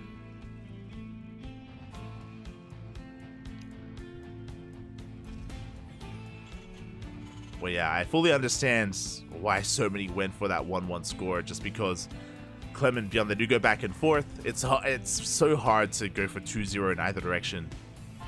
But we'll see. We shall see. 0%. 0 people believed in the 2-0 for Beyond, but I mean, he's one step closer. One step closer.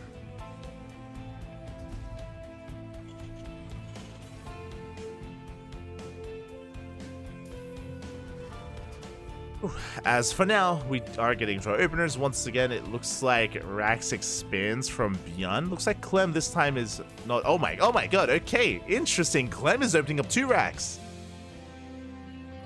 This makes sense in my mind. This makes sense for Clem. It is unfortunate, though, that Beyond is not cheesing. So, Clem is going for 2 racks. This 2 racks build 2 racks Reaper is designed to hard counter proxy 2 racks. Like, if Beyond was going for a proxy, then Clem would shut him down. So Clem, he is reading that because Beyond is up in this series, that Beyond would go for a proxy Rax out of the map and try to cheese him out. As we can see here, that is not the case. Beyond, he's going for a standard opener back at home. He's going for something more economic. And now Clem is going to have to be the aggressor here, as there's nothing to defend against. So Clem is opening up 2 racks Reaper, but because it's not proxied, it's not really as threatening. There's a little bit less chance for it to really do too much damage across the map. Not impossible, but it's not as much of a threat to Beyond. Here we go. Reapers are moving out. You can see Clem checking the proxy locations first. And again, I'm going to confirm that there is no proxy. Back at home, Beyond going for the CC on the high ground in the main base. Reapers are now moving out. And again, Clem can make use of these Reapers, but we'll see what he can get done. Ideally, he needs to get some SCV kills. Back on that ramp, Beyond, he's got the high ground, he's got his own Marine in position, he's got a Reaper as well. CC now on the way for Clem, but it's a very late CC. Very late. And does dip in. Oh. Dancing with the army. Doesn't quite take anything down. And thankfully Clem does retreat. He reinforces. Hellion has a ride. We have to respect it. Clem has to back off. Beyond getting into his 1-1-1. Clem, he needs to delay this expansion for as long as possible. Just because of how late his own is. Dives into the main. Does focus down the Marines. 1 Marine goes down. Oh, the 2nd Marine as well. The Reaper, we are snowballing out of control. We bust into the main. Boys are being pulled. Cyclone is seconds away from coming out. We need more time. And the Cyclone does arrive. We can shut this down. We get 4 SCV kills. Nice damage here from Clem. When he even escapes with 3 Reapers. Very nice. Okay. We're in this. Clem is in this. You can see 2 Reapers for a Reaper, Hellion, 2 Marines, 4 workers. Just better trade for Clem. And a very necessary trade because of how late his base is. Beyond is now landing his own on location, can immediately mule as well, as his base is already in orbital. Clem's still catching up. Oh, and Beyond. Okay, so after that Cyclone, he went for the tech lab on the factory, going for the tank first. Likewise, going into Banshee production as well. Banshees, they've been, I mean, they were always quite fond of, like, I should say, Beyond and Maru were very fond of Banshee play in TVT over the past year, ever since, like, last year Atlanta. 2022 Atlanta is what I meant to say. It's great to see it once again. Now, we're not going to be making too many Banshees. Like, 1 or 2 at most. It's just designed to harass. Just some light harassment here. And these Banshees, they can get a surprising amount of damage done. As we can see here, only 1 Banshee. So not the biggest investment, but it can pay off. It can pay off, it can pop off.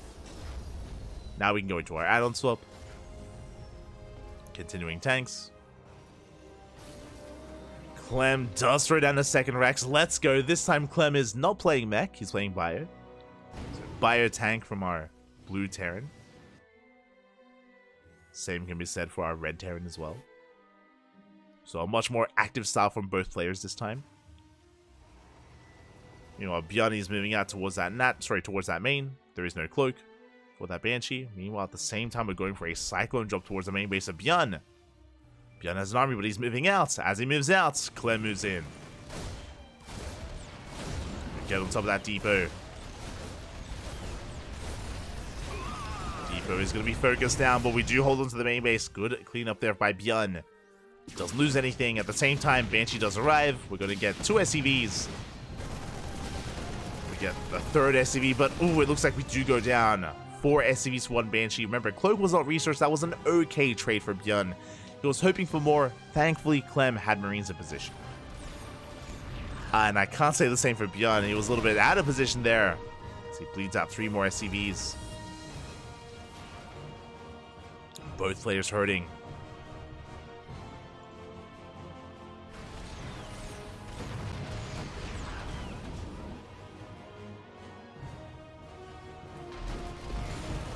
Both players are hurting. Massive Dune drop into the main, though. Yeah, massive drop. The tanks, they do siege. Denying any kind of mining here. Going for Stim. And Stim is denied. Clem going for the disables. He should clean this up.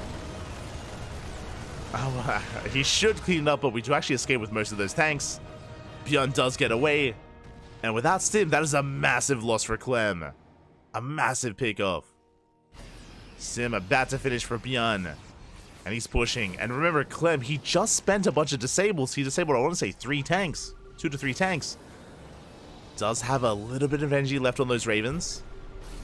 Bjorn is pushing in. Alright, Clem, he's got to pull the boys. Boys are being pulled. Disable on 1 tank. Auto turret as well. And Clem, it looks like he should barely hold on. But there's still 1 tank behind this. The Raven goes down. Vikings are landing. And Bjorn, it looks like he barely is not breaking through. Meanwhile, across the map, using some SCVs there. Bjorn is being cleaned up. There's still a Cyclone in his mineral line. I mean, sure, Clem may not have had Stim, but he had SCVs, and he holds. Oh, that's a lot of workers going down.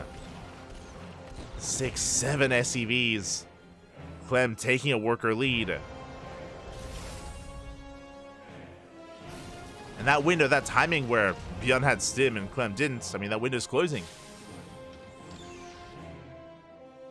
Bjorn maybe a little bit too excited, a little bit too aggressive there too. Yeah, to push in as soon as he did. Liberator's coming to harass. Cyclone dropping on top of the tank. Can we get the tank? As we're getting a lot of SCVs here, these libs, oh my god, getting so much done. Remember, we don't have Stim. Denying mining at the natural and the main base as well. Finally, we do clean them up. That is 9 worker kills. And Stim finally finishes for Clem.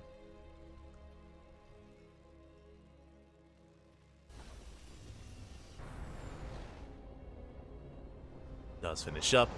Our players are settling into the 3-base setup, to 3-base economies. Vikings are amassing. Now it's going to be Clem's turn to go for some lib harass, but we have a turret in position. Does buy some time. Vikings are coming in, and we do manage to get 2 SCVs. Oh, do we get a 3rd? Yeah, 3 SCVs go down. 4 SCVs even.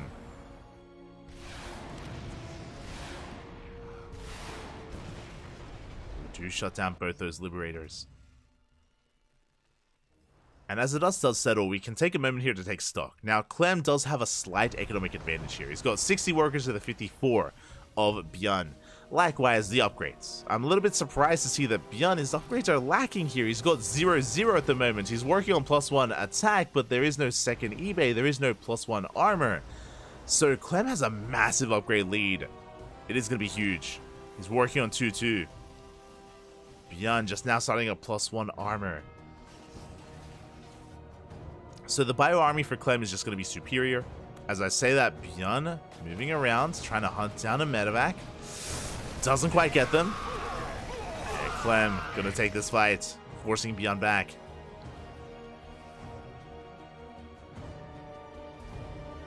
Again, Clem has got the better upgrades, got a better economy, is going for a 4CC. Both players are. Second factory on the way for double tank production.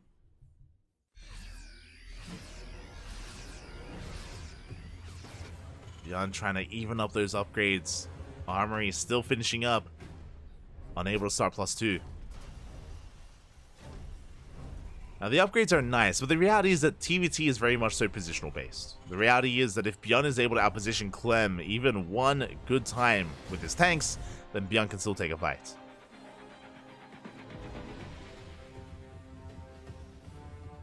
Beyond can still take a fight here.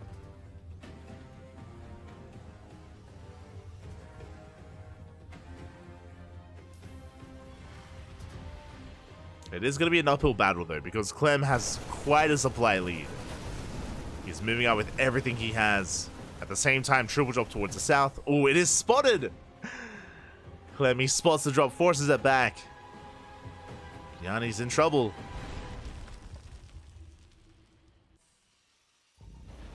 Clem is pushing in. The drop, comes across the main army. Beyond has to pull back. His tanks are in position, but does he have enough to hold on? That's a sea of Marines with 2-2. Massive upgrade lead here for Clem, and he's maxed out.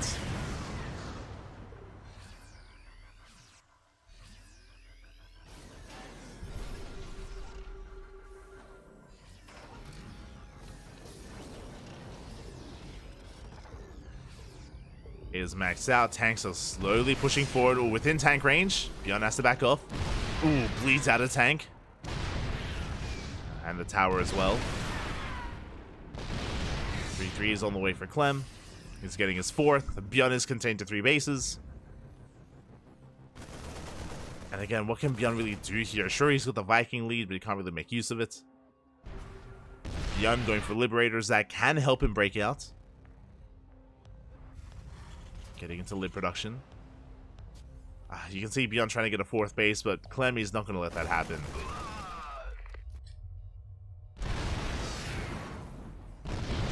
Not going to let him get away with that. As Clem has a secondary army towards the south. Hasn't checked the 4th base yet. If he did, he would deny it. Liberators have arrived. They're going to be forcing Clem back. Okay, there's the Siege. Did have to retreat there. See Beyond slowly, methodically breaking out with those libs, stimming on forward, catching 3 tanks. Once, does only get 2 tanks though. Not the best trade for Beyond. Yeah, as he is being forced back, fighting out of range of his tanks. But he did manage to trade tanks and preserve his own. Liberator sieging up. And Beyond, he breaks free, and Beyond actually holds on to his 4th. I feel like that should not have happened, by the way. Beyond, his 4th base is up and running. Has a comparable economy here to Clem. These Liberators doing so well for Beyond. Once again, forcing the Unsiege.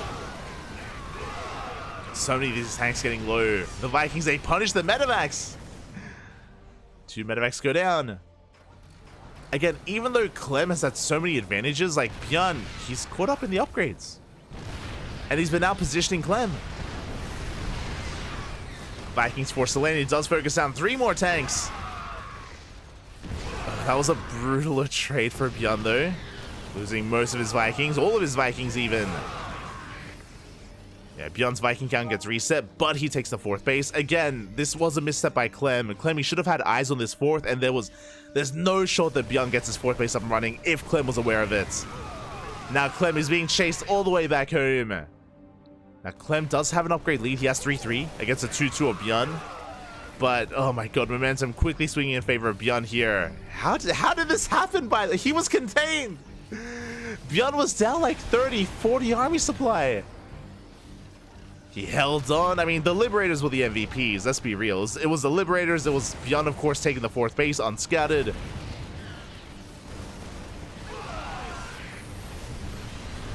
But of course, with the Viking lead initially, now we push on forward, we shut down a CC, we take down the 4th. And Clem just can't stop it. He can't save it. 4th base goes down.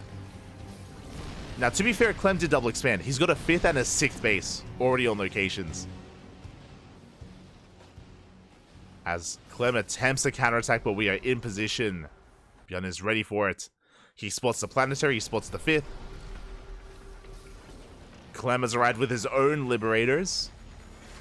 Things suddenly swinging a little bit in favor of Clem. He gets 2 tanks. Good pickups. Oh, Bjorn forcing back the army. There's a lot of tanks moving in. Bjorn getting within range of the 5th. Should shut it down.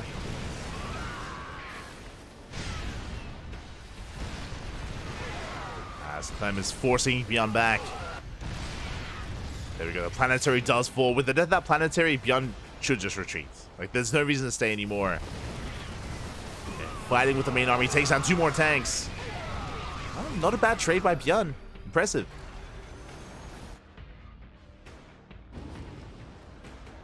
Not a bad trade as he does pick up, does get the hell out of there. Clem diving on the tank. Ooh, but will lose the drop. Doesn't get the tank either. It survives. The tank lives. Oh, this tank less so. Oof. As Clem catches the tank in the center of the map. Now it's going to be Clem's turn to play with a smaller army. Does at least hold on to that center base, though. He's stolen 4 bases. He lost 2 planetaries, but did have another base. Bjorn taking a 5th. You can see Bjorn rotating around, looking to threaten that CC of Clem. At the same time, Clem pushing right through the center. Bjorn a bit out of position. The Liberators, they do siege up. They shut down another tank. Yeah, 1, 2 tanks go down. Ooh, Bjorn rallying into his death as well. It's a lot of supply falling for Bjorn. Clem just trying to force his way through. Bjorn ignoring the army, going for that 4th. I believe it should be a planetary by now. Yeah, it's a planetary.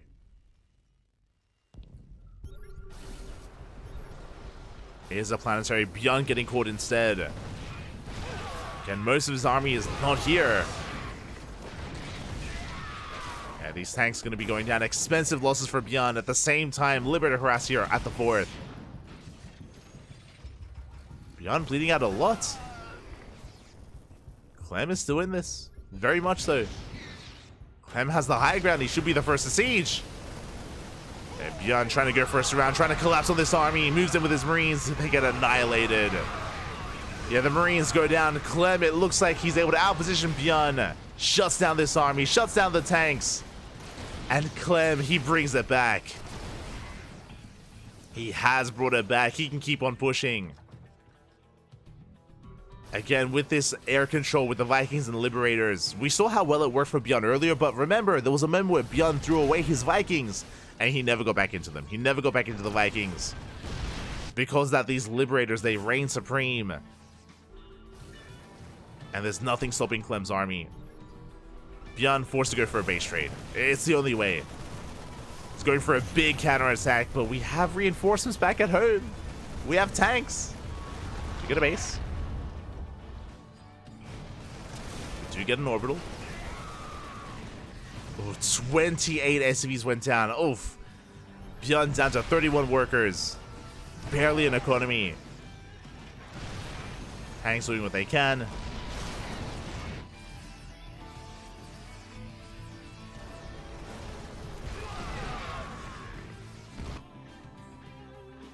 Bjorn turning back around. It looks like Bjorn, he's going to try and collapse on this army from multiple angles.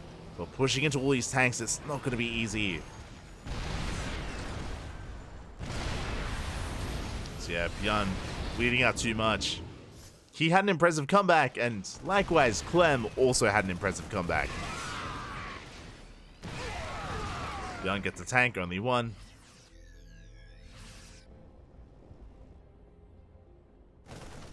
And trying to collapse on this, unable to. Bleeds out a medevac. And Clem is about to max out. Like, the disparity here in supply is just insane.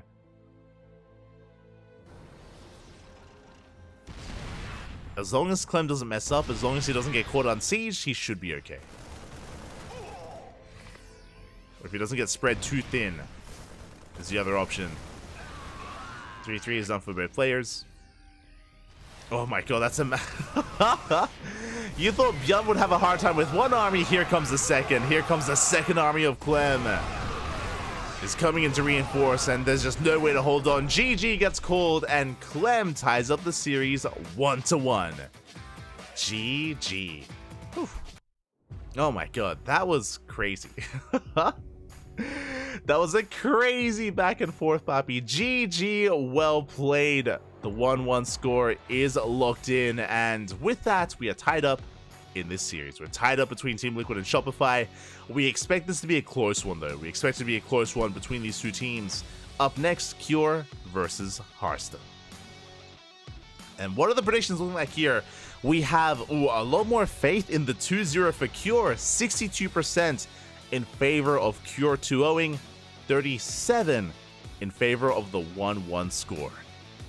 Oh boy, I mean, what did I think I went on the 1-1 score. I know that Hearthstone has been looking impressive. I usually write Hearthstone off, you know, as more like a content creator and as a YouTube man, but the reality is that Hearthstone, in the most recent season of EPT Spring,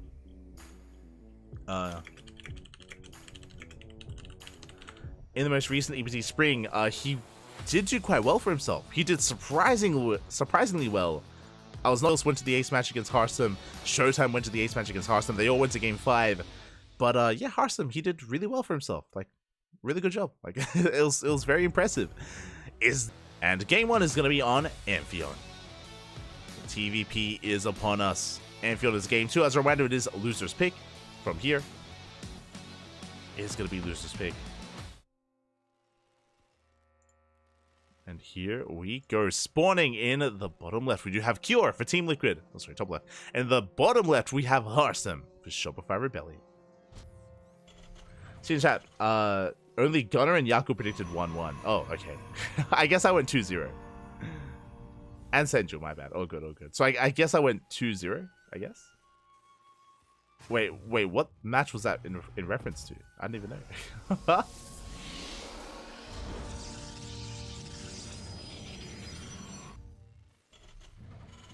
Cure versus okay, yeah, for Cure versus Hearthstone. Okay, I guess I went for the 2-0, but I can understand the 1-1 score there, just because of Hearthstone's run in EPT Spring. Does make sense. He has been improving a lot and doing very well for himself. I remember I had a really hard time settling on a prediction on a 2-0 or a 1-1, but here we go. We're getting into game 1. So far, standard builds, no proxies, no pylons out there, no Raxes on the map. Settling on in.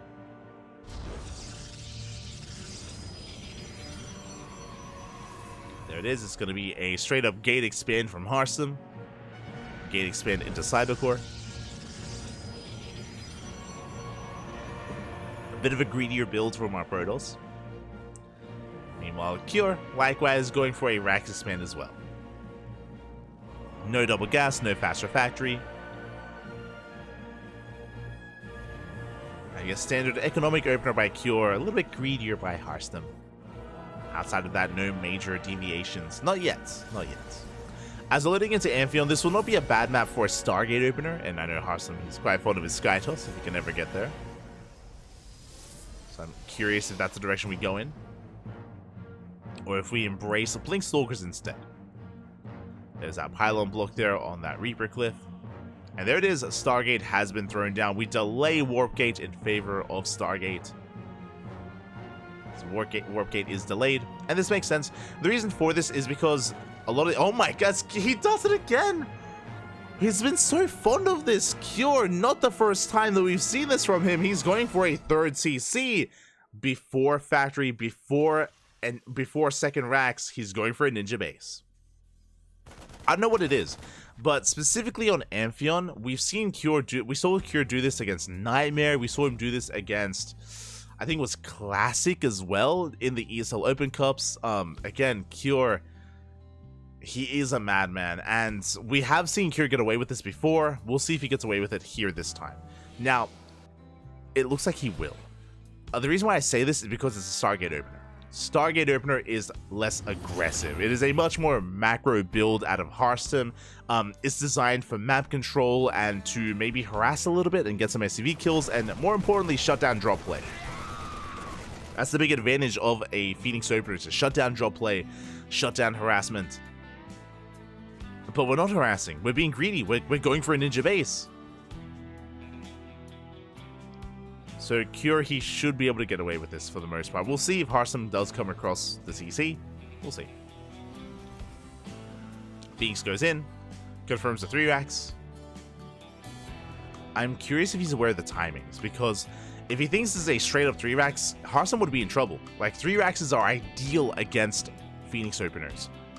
So Hearthstone might feel pressured to turtle up, to react, to respond, to throw down shield batteries, to reinforce with more sentries, to delay his 3rd. When there is going to be a buyer push, but it's going to be a little bit later instead from Cure. So Hearthstone, he's only got a piece of the puzzle. Does get an SCV, gets a Marine as well. Not bad, can be the production. This is good stuff here for Hearthstone. Gets 3 Marines, but the rest of the army moving out across the map. Ooh, what do we have at home to defend? We have sentries, we have force fields. We have force fields available. Yeah, and Cure, he cannot push in. He cannot push into this. He's going to back off. Hearthstone taking a 3rd base on the left-hand side. But again, I don't really think Cure intended to push in. I mean, he doesn't even have stim. Not even have stim. SCV's revealed mining here towards the 3rd base.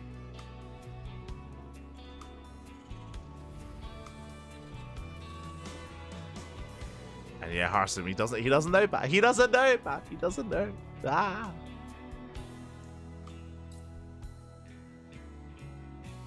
Not like this. Uh-oh, and Cure lying in wait. Oh, he does catch a Phoenix, gets 1. Was a little bit late to pull the trigger on stim though, so wasn't able to get the 2nd. Just the 1 Phoenix. The ninja base still hidden. And again, just because of the builds, it's difficult here for Hearthstone to catch it, to scout it. Hearthstone though instead, trying to catch these Marines. Unable to. Would you pull back? Phoenix is there, still checking for the 3rd base, still looking. Found nothing. But look at the rally. Looks like we will finally come across the ninja, and we actually don't have much anti-air to defend. These Phoenixes, they can pick off a lot of SCVs. And there we go. SCVs are going down. 2, 3, 4 workers going down. At the same time, we go for a massive push across the map. We're going for the 3rd. And the shield battery too little too late. Does finish, but 3 probes go down. We are pushing in though. There's no charge. And can Cure break through? Yeah, he's pulling Hearthstone apart, forcing a recall. Probes are going down. He did not clean up the first army. We're stimming into the mineral line. 13, 14 probes falling. Good target firing towards the end as well. 18 probes go down. And Cure takes a massive economic lead. And yes, on the one hand, he did throw away a lot of his army, but he only threw away Marines and Marauders. He did not throw away any medevacs. His army is just rebuilding, amassing back at home.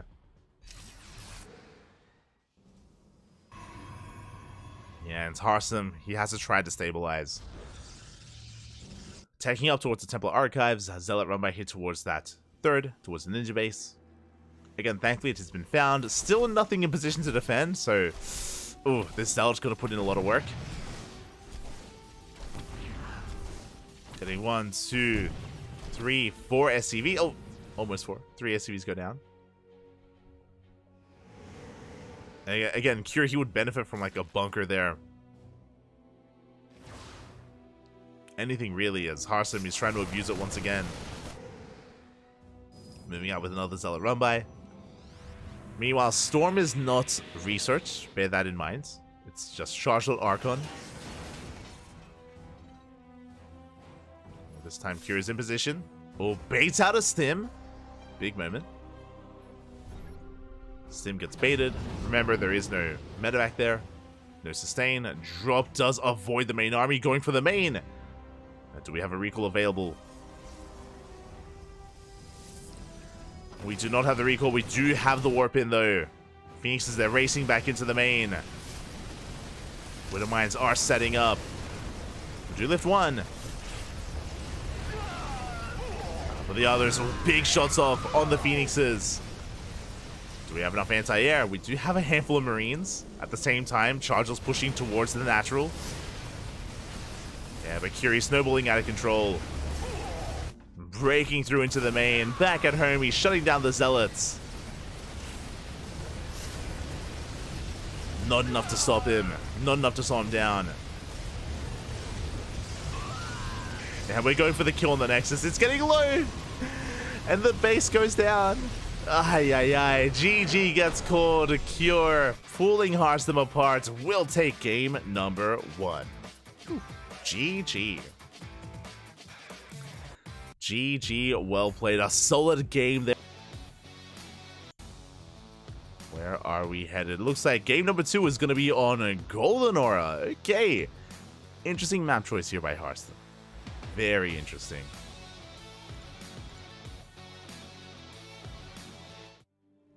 Golden Aura is coming up next, and here we go. Sporting in the top left-hand corner, we have Cure for Team Liquid. And in the bottom right, we have Hearthstone for Shopify. Let us go.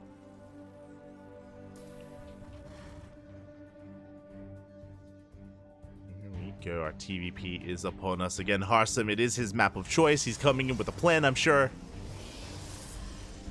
And can we tie things up? Can we bring it back here for Shopify? I want to believe we can.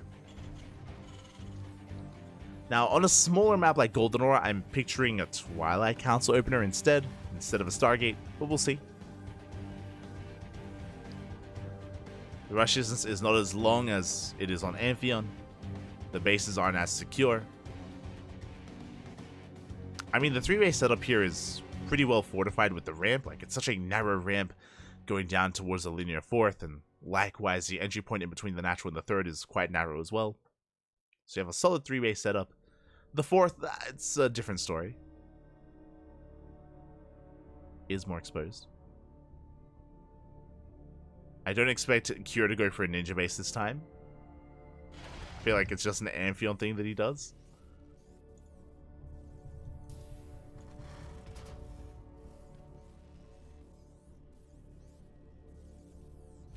Not expecting it elsewhere.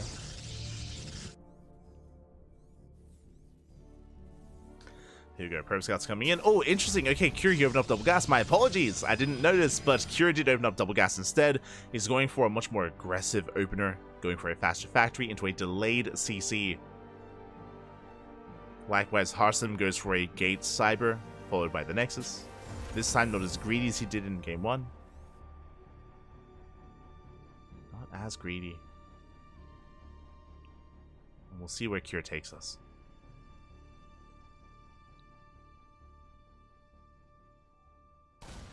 Where does he take us? We have the CC on the low ground. Reaper does arrive, dancing with the Adept.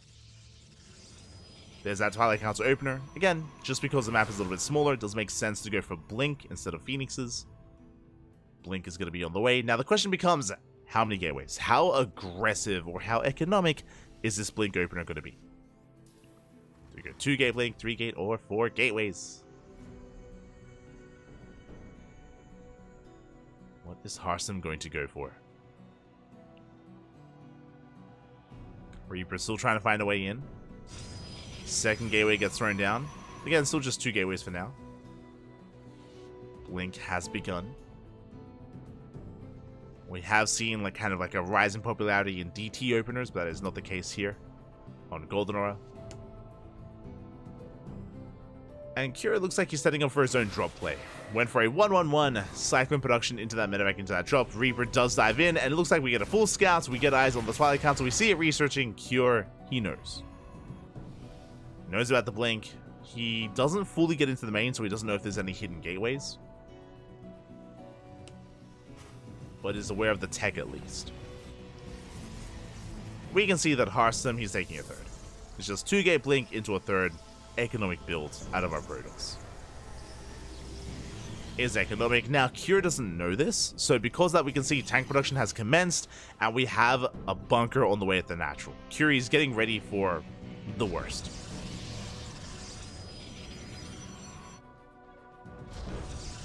When really Hearthstone's just going to be chilling. We see Cure going for the pylon. Pylon under fire. Takes a lot of hits. At the same time, Cyclone confirms the third, so now he knows it's not 4-gate blink. It's likely 2 or 3. And it looks like the pylon is going to be going down. Nice pick if we do delay, blink. Yeah, blink gets depowered. Very nice. Good pickup out of Cure. Blink is going to be delayed. Behind this, getting into the rest of his Raxes, going for an add-on swap. Again, now that he confirms that it's not an aggressive build, he doesn't need tanks. He gets out of tank production into a more bio-heavy composition instead.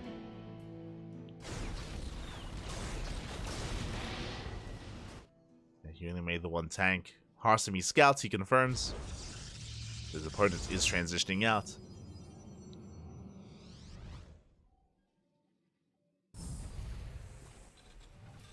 And at least confirms as well that there is no Banshee production, for example.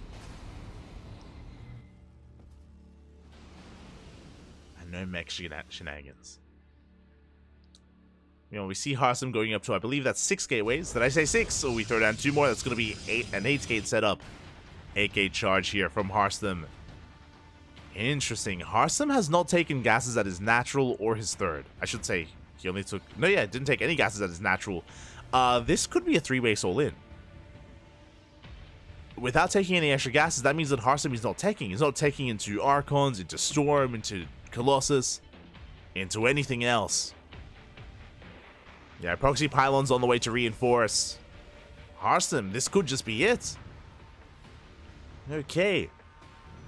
I say that, but we have a 4th. 4th base gets thrown down. We scan the natural, we confirm the lack of gases.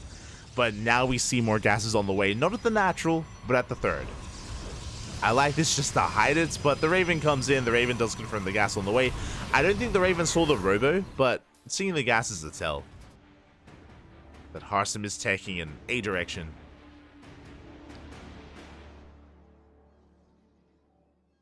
I mean, there is a proxy gateway on the way, so we can be aggressive, but for the most part, Hearthstone is working on the next step. Thankfully. I was like, yo, are we popping off? Nah, no popping off. Not yet. So Hearthstone is chilling back at home. He's skipping warpins, by the way. Hearthstone is skipping warpins, which is why he can afford the tech and the 4th base. +1.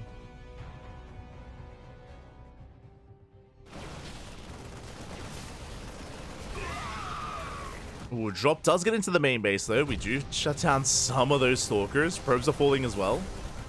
We should be able to clean this up, though. As Hearthstone is distracted, Cure pushing in towards that 3rd. Or towards the 4th. It's a little Marauders, but we have plenty of charges to defend. I believe Hearthstone should have enough. The Widow Mines will complicate things. As we leave a minefield behind us. Mine shot's going to be going off. Big shots here on the Zealots.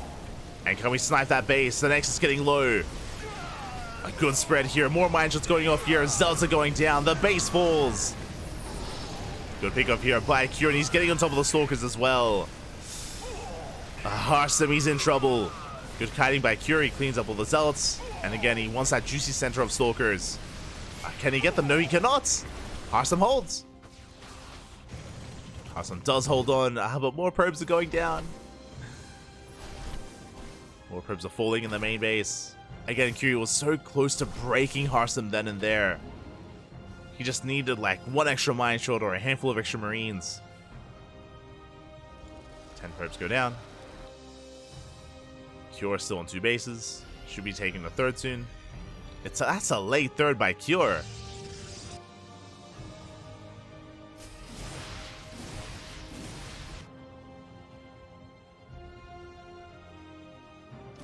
Again, he was quite committed with this. As he moves out, Harsum is moving in. The base is spotted, and can we try to focus it down? That's a lot of mines. Jesus. Here's a lot of weight of mines. They won't take part in this fight. Harsum does catch some reinforcements. He catches a stray unit. Order goes down. Third base is on the way. Harsum getting his 4th. Or rebuilding his 4th. Oh, this auto harass being so annoying. Getting 3 probes. Curie just scanned the gold, making sure it wasn't taken. Rotating around. Do we have any splash damage? We have Colossus on the way. I believe we have 1 Colossus out so far. 2nd is in production. Widow Mines are pushing forward again. That's a lot of mines. But the Widow Mines, they are targeted down. Oof. Mine shots going off. Mass Marauder pushing in. The Colossus is holding. But we just stim on forward. We collapse here on top of the base. Trying to go for the Colossus. Yeah, Cure won't quite get it. But he will shut down the Nexus. Yeah, 1 more volley. And the Nexus goes down for a 2nd time. And can we get the Colossus? We can! Oh my god, a quick snipe there from Cure.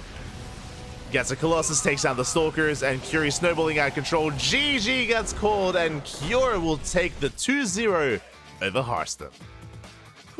GG, well played. A very aggressive style here out of Cure. Again, his 3rd base was so delayed, it was so late. But he was able to get on top of Harsum, was able to shut him down. Harsum had a really interesting build.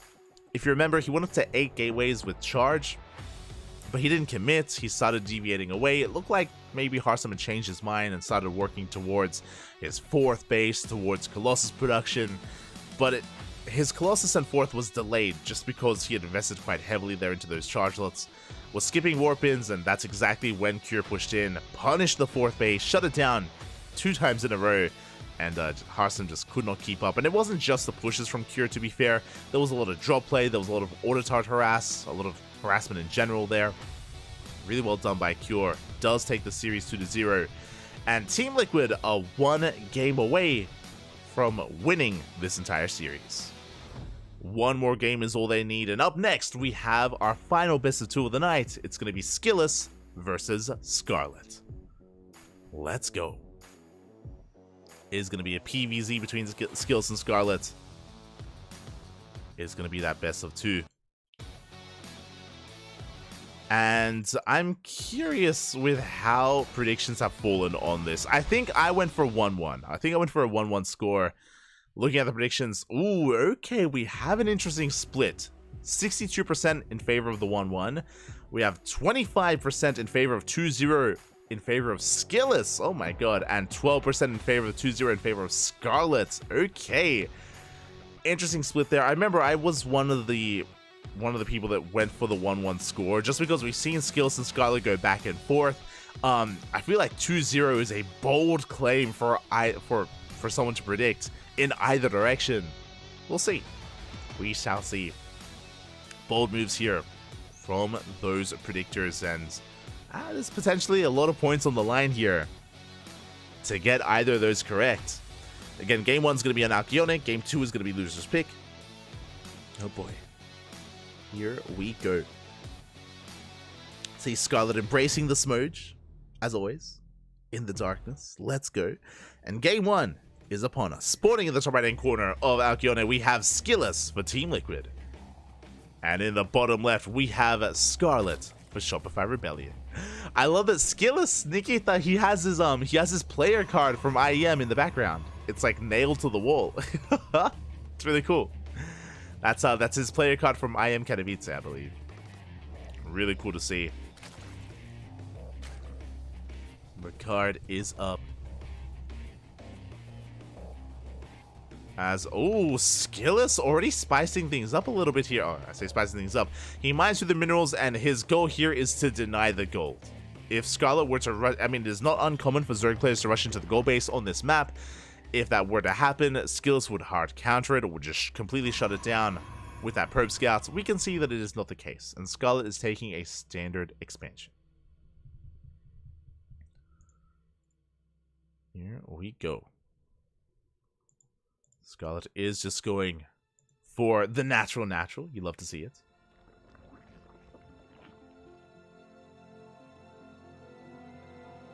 Probe dips in. Headed into the main. Confirms the hatch gas full, standard opener here from Scarlet.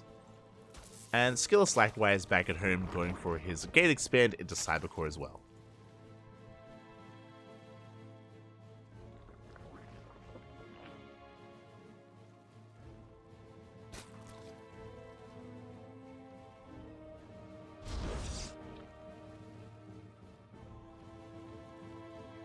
Gate expand into Cybercore. So again, when it comes to the openers, no one is rushing into any kind of crazy aggression. No one's going for like a Ling Flood or a Bane Bust or a Roach Rush.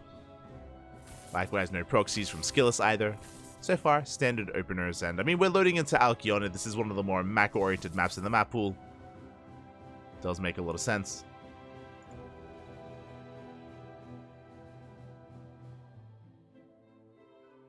Does make a lot of sense here. We settle into this Stargate opener out of Skillus. Okay. So again, so far everything's by the book. When it comes to Skillus as a player, when it comes to this matchup, I don't really see him deviating too much. We have seen Skillus play around a little bit with more like Robo-heavy compositions in the mid-game. Talking like Colossus-heavy compositions. But that was quite some time ago. I'll be honest, I haven't casted much of Skillus as of late. So I'm kind of excited. I'm ready to like watch more than anything to see how Skillus approaches Scarlet. Scarlet, of course, has been quite vocal about her disdain for this matchup for ZVP, like a lot of Zerg players have been, to be fair. And we have seen a lot of earlier game aggression as a result. I'm talking like mid-game all-ins, like Roach Queen all-ins across the map. But Alcyone just isn't really a good map for that sort of thing, for that sort of playstyle. Leaning more towards a longer game instead, to head into, say, a Hydrolurk or a Viper, for example. We'll see. We shall see. There's things that do push in.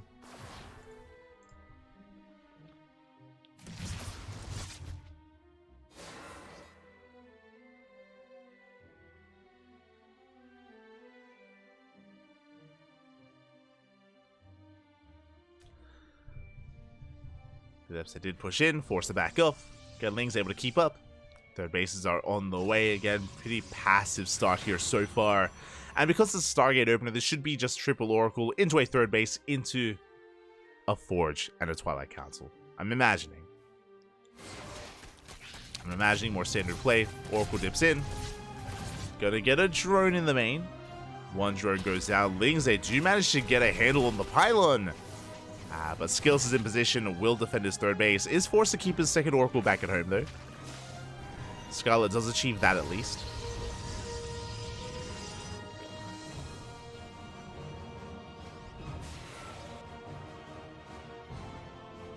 Does achieve that. As there's our follow-up. As we mentioned before, most likely going to be Forge, followed by the Twilight Council.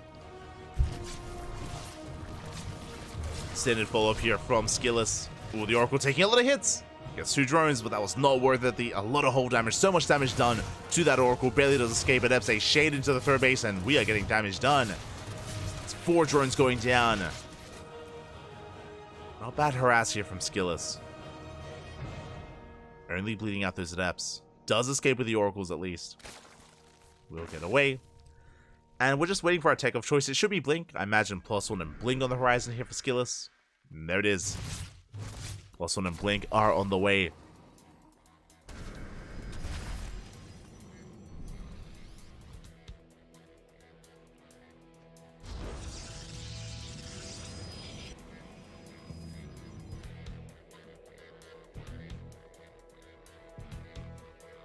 Getting into our Blink mid-game. Likewise, more gateways in production. Robo as well. Because we're taking our gases at the third base, I imagine we're going to be taking up into a bay, into Colossus production, as I mentioned before. This is how Skills has traditionally played this matchup, to go for more robo-heavy composition, but we'll see if that's the case. The other option would be to go for like a Templar Archives into Storm, or to rush into Skytoss. To go for a Gateway heavy composition instead. Oh, we have options. Skills moving out with a handful of Stalkers, being active. We're going to hit that third. Applying some pressure, and there's the bay that we spoke about. The bay, the second robo, it is going to be Colossus. Is on the way. Meanwhile, Scarlet sneaking out a Spire. Okay, you have my attention. We are finally spicing things up a little bit here. Again, Scarlet, she's just been trying to keep up with the movement of Skillus, droning, taking more bases, getting up to 70 workers, droning up soon to be up to 80 drones as well. But Scarlet is rushing into, or is sneaking out that Spire, looking to go into Mutas.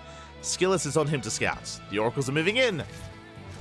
And we do manage to bust into the main base. And do we scout? We do! We get eyes on the Spire. We see everything. Very nice scout by Skillus. Does confirm. And behind this, he can start getting ready. Again, he's already got his Stargate, so we can get into Phoenixes.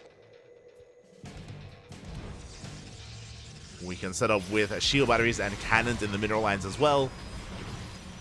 The Mutas should not catch Skillus off guard. I mean, there's like a game of chicken you can play. Like, because Skillus scouted the Spire, there's a chance that Scarlet cancels the Spire or finishes it but doesn't make any Mutas just because she knows that Skillus is ready for it. And because of that, Skillus doesn't actually get ready for it, assuming that maybe nothing gets made. As Lings are being cleaned up, Lings at the same time pushing on the right hand side. We do have the overcharge. Would you hold on? And you can see Scarlet just amassing more Lings. Mutas are indeed on the way. 11 Mutas in production. And Skillus hasn't made any Phoenixes. Uh-oh. I'm a little bit concerned. Stalkers are getting caught out. We do have some Blinks though. We do manage to slip away. At least some of them do. We do catch the others. Yeah, that's 20 Mutas in production. And, I mean, sure, we have some cannons. That's great and all. We have a handful of Stalkers, but we don't have Archons. We don't have Storm. We didn't make any Phoenixes. This is getting out of hand. Unscouted Muta switches can end games, and that's kind of what's happening right now. Even though we got scouted, it's possible that maybe Skillus didn't click on it. I mean, he's going for his own push. Okay, he's going for his own push. Massively counterattack, collapses on the fourth base. And Mutas defensively are not ideal. So it looks like Skillus maybe is just banking on this push, hoping to kill Scarlet here and now. Mutas, they can't quite collapse yet. Here come the Lings! And the Mutas, they go for the Prism. Prism goes down. Colossus soon thereafter. Yeah, the Colossus does fall. And Scarlet is swallowing up this army. It wasn't just the Muta, it was Mass Ling alongside it. Skillus trying to get away. Has made one Phoenix, but what is one Phoenix going to do against the swarm of Scarlet?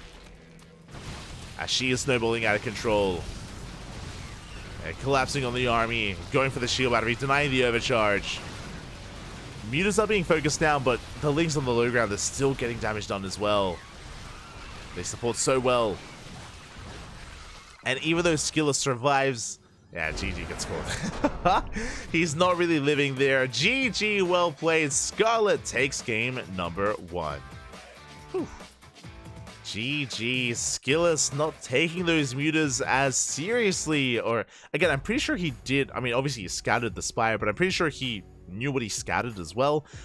Based on that push, again, I assume that he was hoping that maybe he could catch Scarlet mid-transition as she was making Mutas and maybe have enough to just snowball out of control. But again, without Archons or without Storm, like, it's hard to really make that happen.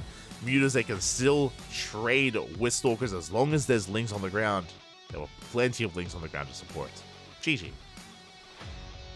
GG, well played. Oh, Scarlet takes game number 1, and we'll see if Skillus can bring it back in game 2. It is going to be Skillus' map of choice. And what map are we going to be landing on is the question. Okay. We are here to find out. Again, it's, for those that are curious, it's loser's pick. There are no vetoes either, and we're just diving in. We're just diving on in. And in the top left-hand corner, we have Skillus for Team Liquid. And in, sorry, top right. And in the bottom left, we have Scarlet for Shopify Rebellion. Map of choice should not be surprising to you at all. In a PvZ, it is going to be Dynasty. Now, if you recall, we did cast Strange versus Raynor earlier today, and Raynor, he went for the gold as his natural. Didn't just take it. Normally, though, he took it on the other side of the mineral wall, and Scarlet is moving out with her drone. Where are we going? We're not going for our own gold. Are we going to take Skillus' gold base? Scarlet, she's taking his gold. It's on a minimap. There it is. There's the drone. We're going for the gold. Okay. We're cooking. She's cooking, Poppy. What's she cooking? I'm excited. I'm ready, Poppy. I'm ready. Let's go. Hatchery is thrown down. And how long will it take for Skillus to realize what's going on? That's the question right now. How long will it take? He checks the gold, confirms it's not there. He heads behind the mineral line. He's looking for the tech. He sees the timing of the gas and the spawning pool. He sees how late it is. He should be aware that a hatchery has been thrown down based on the timing of these structures.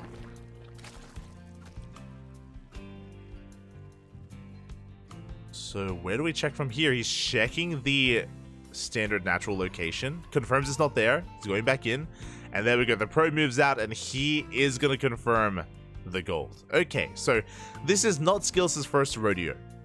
This is not his first rodeo. He has seen this before. He does check, he does confirm, but how does he respond? Oh, he's going for the gas deal? Okay, I can get behind that. Let's go. Oh, I should say on hold position on that gas geyser to delay from being taken. Drone has arrived.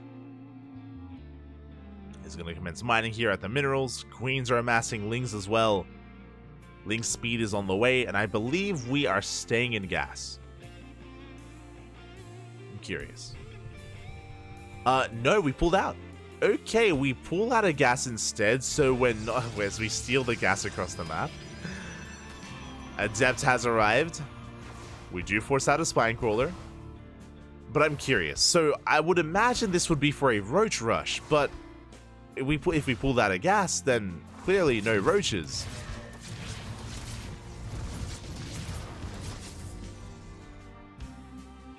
Gas geyser is cancelled.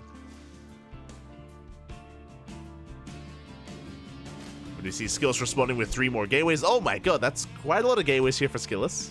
Warp gate is being prioritized. So it's going to be 4 gateways here from Skillus. I believe no Twilight Council. No tech yet.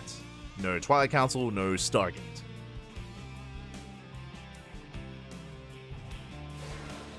Spine Crawler is done. The Adept's going to be threatening those drones. It looks like we can maybe get one. Oh, the first Adept goes down. We do shade away. First Adept does not go down. We do save it. Didn't kill any drones. As Scarlet is double expanding, going for her own gold and going for the natural as well. This is crazy. Like, Scarlet's like not making anything. There's no gases, no roach ward, no Bailey nest. She's just droning and making more hatcheries. Okay. Like, Scarlet has 6 army supply. Doesn't have anything. Does have link speed at least. There we go. Rich Vespine gas geyser has been taken. There it is. Finally, the roach warning is on the way. We're making use of that gas. Scarlet does evacuate. Oh, he's going to bleed out a drone.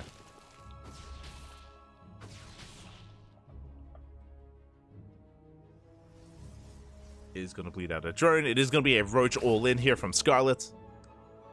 And how does Skillus punish it? Now, the Twilight Council was delayed, so this blink is not on an ideal timing.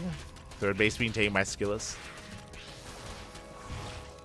Is going to be able to hold on to it, thankfully.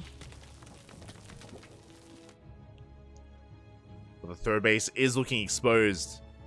And Scarlet is amassing roaches and lings. We're getting ready for the all-in. And this has just been an awkward game. Skillus unable to really be too active on the map. There wasn't a Stargate opener, so no oracles. The Adepts have been stuck at home. There we go. Two adepts, they get across the map. They deny mining at the gold base at least. But Scarlet should be able to regain control of that map or of that area. Of that base. Yeah, Lings, they go for the surround.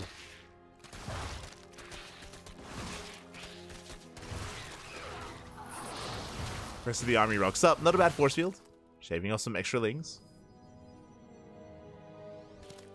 But Scarlet is still in 2 base economy. Like, Scarlet isn't mining from her gold, from either gold minerals, but does have her natural up and running. And the economy is still good enough. Spine Crawler has to retreat. More Ravagers and Lings are amassing as well.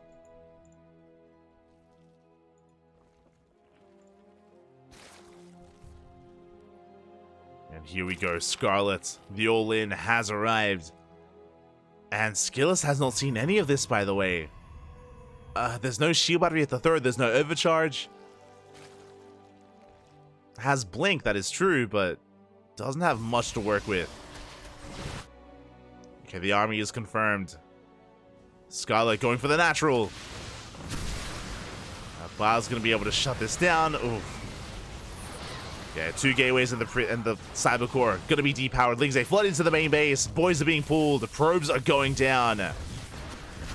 Already a good start here for Scarlet.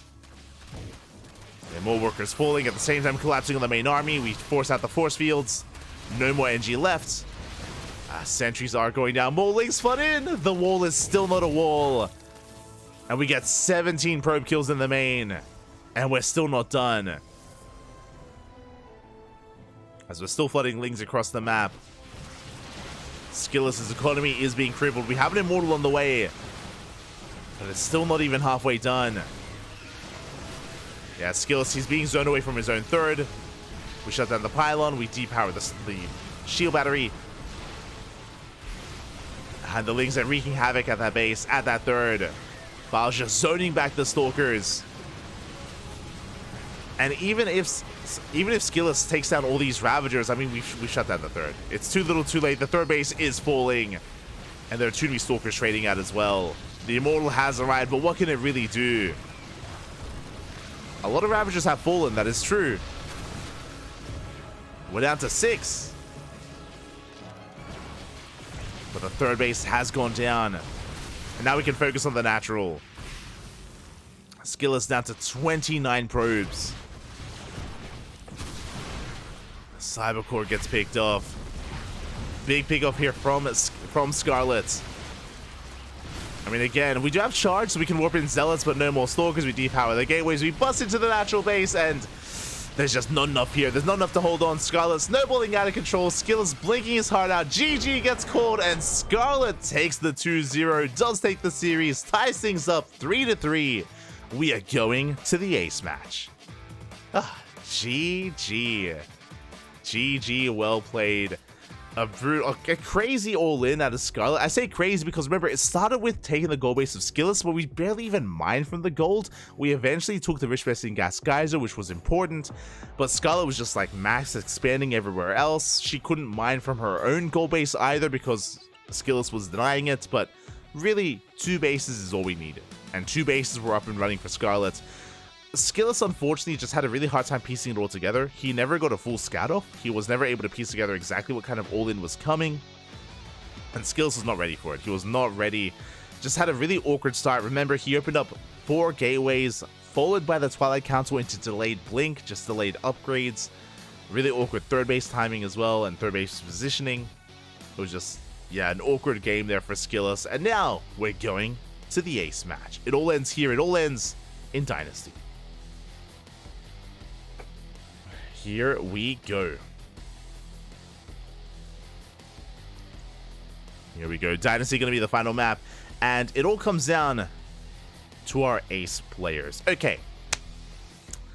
Let's get some predictions in the chat. I feel like for Shopify, the obvious pick is Bjorn, right? I feel like Bjorn, he has been doing well for himself. Dynasty, even though Scarlet did just win on Dynasty, Dynasty is not a Zerg map. And usually if a Zerg player plays on Dynasty, it has to be an all-in. It has to be some kind of all-in. That's exactly what we saw out of Scarlet. It was essentially a 2-base Ravager Ling all-in from Scarlet against Skillus. That's usually what we see And relying on all-ins can be a difficult thing to do here. So I feel like from Shopify, it should be Bjorn. From the side of Team Liquid, because it's a TVT, I'm not really feeling Clem too much. I mean, Clem did take a map off of Bjorn. True. It was a 1-1 score, but is Cure more confident? Is Cure more confident versus Bjorn instead of Clem? I would assume so. I'm like leaning along the lines of Cure versus Bjorn here for the ace match, but we'll see. We'll see. Just because Dynasty, like, again, there could be a player with like a specialized build. Maybe Scarlet has, or maybe she's like, yo, I also have an all-in for Terran. Like, I have another all-in versus Terran as well. Maybe I can bring that out as well. Could be possible. Could be possible. Lambo could be, of course, like in the chamber as well, also willing to come out as an ace player. Bjorn versus Bjorn. True, true. Bjorn versus Cure would be my pick. Yeah, I feel like that's like the logical conclusion would be Cure versus Bjorn. But I mean, we've seen some crazy choices in the past. Puppy cuteness overload. Oh no. There we go. The team's just deliberating amongst themselves.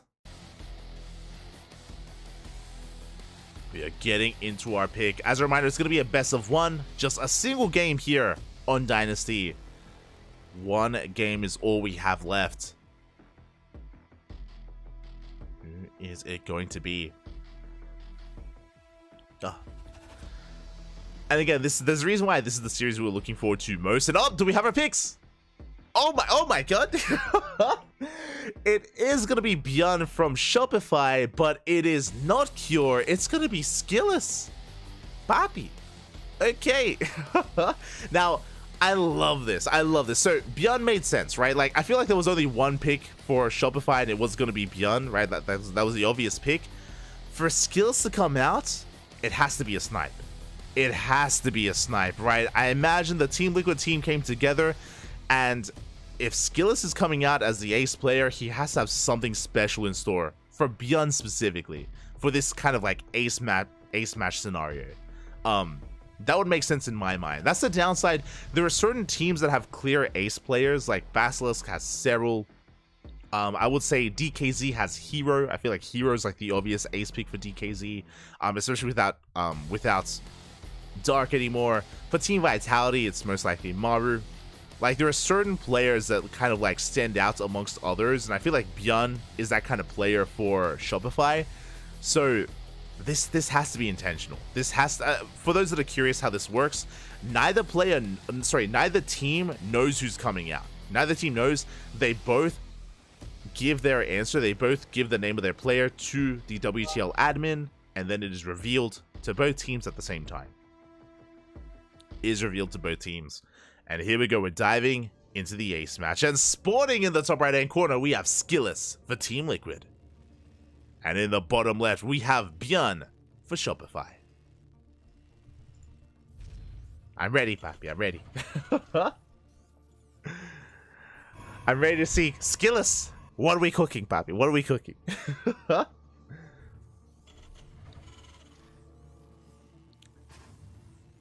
Here we go. Or is it Bjorn versus Bjorn? Winner keeps the puppy. Aye. Okay, for the time being, we do see our openers underway. Skillus checking for a proxy here at the natural base, making sure he's safe and secure. Likewise, I'm sure also just making sure he doesn't get blocked by an eBay, which is not the most uncommon thing in this matchup. Oh. So probe does move out.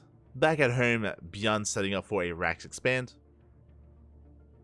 Now, what is interesting about this map, we spoke about this earlier, about how in a Zerg versus Protoss or Zerg versus Terran matchup, Zerg players typically cannot take the gold base because they'll just be punished and they won't be able to mine from it. The same is applicable in TVP, where neither player should be taking their gold bases as their natural. Terran has Hellions and Reapers and just ranged units in general that can punish the gold base. Likewise, Skillus or Protoss players have Adepts and Stalkers to punish the gold as well. So both players should be expanding at their standard locations. You can see Skillus goes for his standard natural base, but Bjorn, he's going for the gold. Risky move out of Bjorn, and this decision, this choice, basically puts the pressure on Skillus. Suddenly, the onus is now on the Protoss to punish this base, and Bjorn knows it. So he's kind of forcing Skillus to make a choice right now. It's like, mate, I'm taking the gold. What are you going to do about it? Bjorn, Vapi, calm down.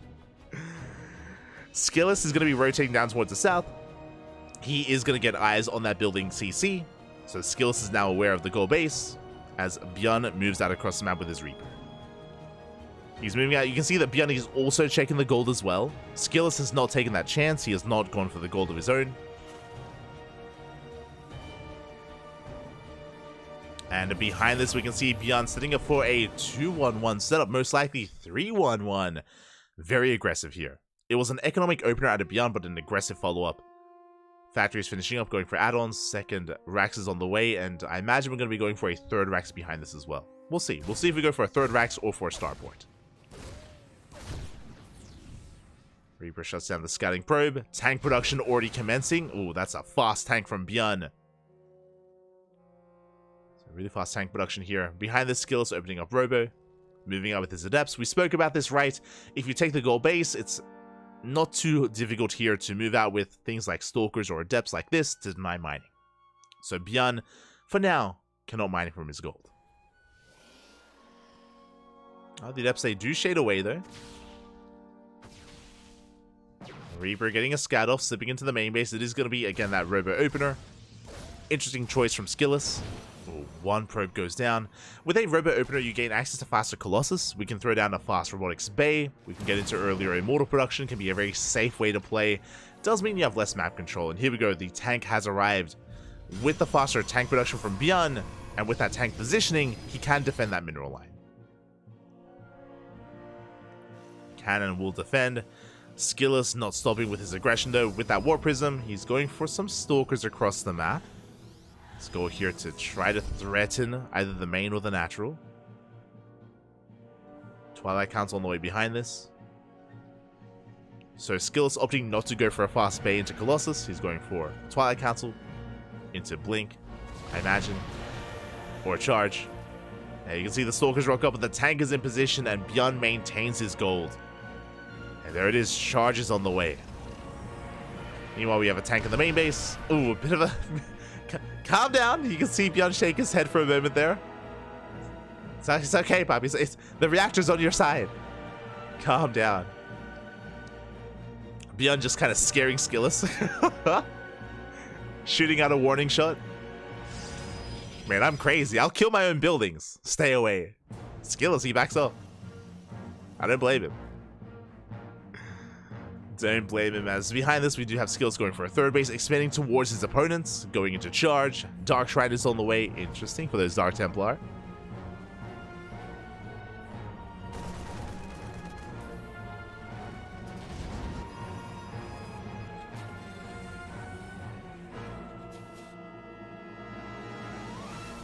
Is taking that forward base. DTs have potential in this matchup. You may be thinking, I mean, Terrans have scans, don't they? They do have scans, but, I mean, usually, more often than not, at this level of play, our Terran players are muling as often as possible, especially early on. Not uncommon for them not to have a scan available. So DTs could wreak havoc, as the drop is going into the main. Unloading in the pocket base is spotted by the Stalker. And Skillus does have time to react. Oh, the Prism on the fire! No! Oh, big overextension. The Prism goes down. Big pick off there by Bjorn. As the medevac does escape. Skillus, not the best start here. Bleeding out the War Prism, bleeding out some Stalkers. Going for immediately a backup War Prism. Now, what's important, even though the War Prism went down, I believe, yep, the Dark Shrine was not scouted. Phew. Was that worth it? We're about to find out. Can these DTs make up for the dead Prism? Can we get some damage done? For now, Bjorn is actually turtled up on 2 bases, so I don't think DTs would be amazing in this position. We'd have to wait for Bjorn to spread himself thin and expand and take a third. That's usually where DT Dark Templar can really thrive, is when there are multiple bases that you can harass and you can kind of pull the attention away from.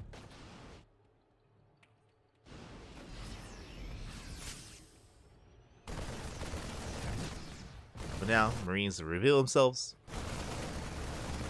Skillus in position, gonna shut down the drop. Blink not done yet. Still on the way. Here come the first Dark Templar.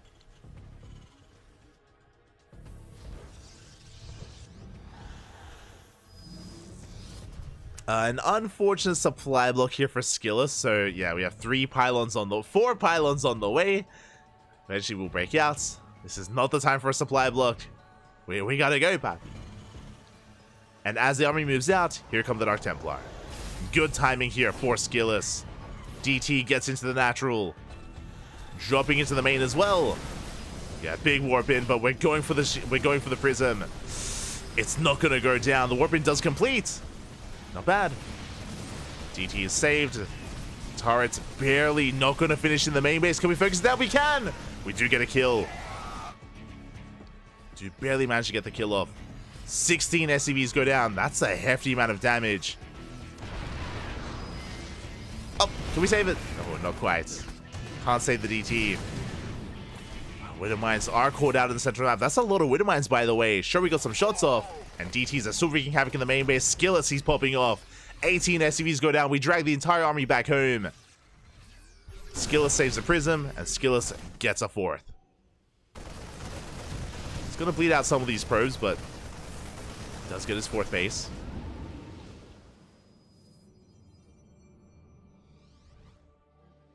Backup War Prism on the way. Did Skillus lose the prism? I know he recalled, but did he recall to the 4th where it went down? That'd be unfortunate. Would be unfortunate. But yeah, after the dust settles, Skillus, he's ahead in workers, he's ahead in economy. Prism comes across the drop. Is going to be hunted down. Oh, never mind. Does survive. I spoke too soon! No! Prism does fall. But it does give Skillus a heads up. Dropping in between the bases. Skillus does respond in time. Ooh, gets a kill on the medevac. Good cleanup. Meanwhile, the main armies are clashing. Now, what I'm mostly concerned about for Skillus is his lack of splash damage. There's no Storm, there's no Disruptors, there's no Colossus. Now we get the Bay on the way. Am I crazy? I feel like Blink has begun and cancelled and begun again a couple of times now. Was the Twilight Castle, was it sniped? Am I getting deja vu? I feel like Blink started a long time ago. It's still not done? Ay, ay, ay.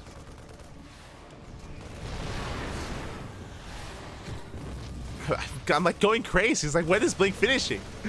Skillus has to pull back. A bit of a scary moment here. The Bay has or is completing, so we can get into Colossus finally.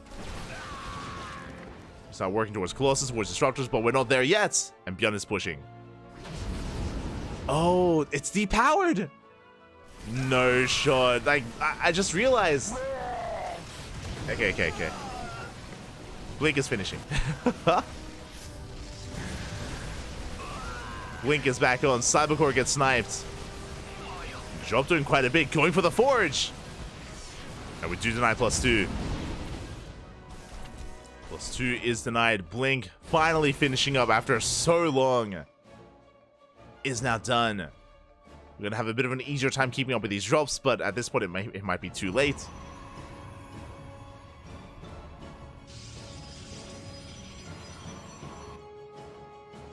Colossus finally on the way. Forge is being rebuilt. I mean, that's a big delay here on the upgrades.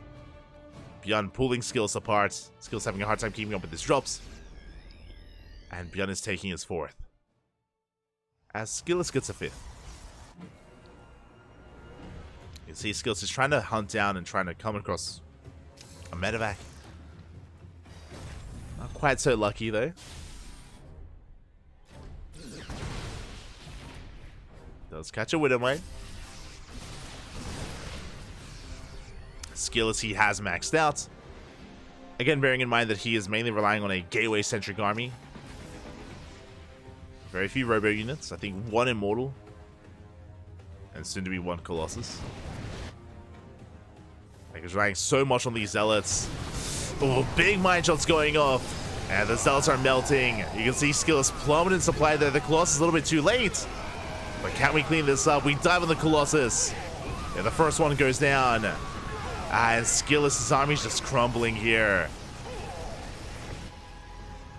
Again, both armies, or Skillous was maxed out, but the quality of the army is always lacking.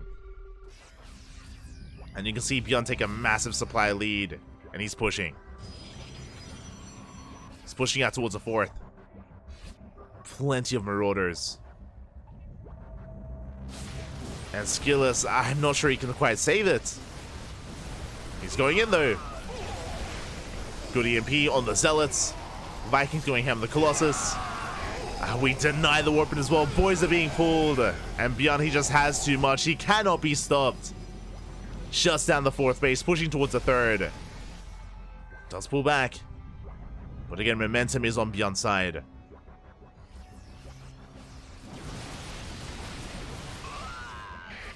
Skillous definitely had his moments, and I mean, the Dark Shrine was a good call. The Invisible Man was doing so much damage. Remember, we killed over 16 SCVs across the map. We took an economic lead.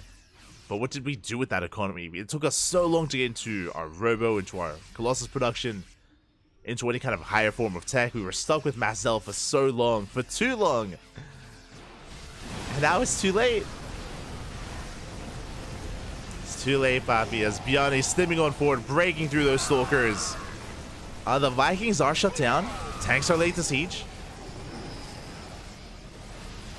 Skillous, he does pull back, and we're getting within range of the base once again. The Nexus, it's gonna go down. Skillous knows that he has to evacuate. There's no saving the Nexus at the same time as Zealot run by. Getting some SCVs, not bad. A lot of workers are going down.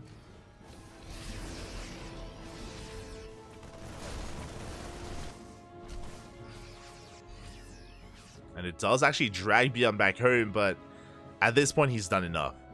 He killed the fourth, he killed the fifth. Skillous down to 3 bases, long distance mining. Now he has 4 Colossus, but again, like, now he has no support. This is when we need those Stalkers and Zealots, and we just don't have them anymore.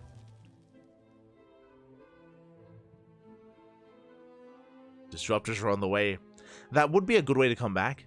You can be down 20, 30 army supply, and a couple of good Novas can make a game for you. Dive in the army. Tanks a little bit late to siege. Zealots are melting, and yeah, there's still just an overwhelming force. Beyond, Sims on forward. Skillous dropping down. Sub 100 supply. We deny the Nexus once again.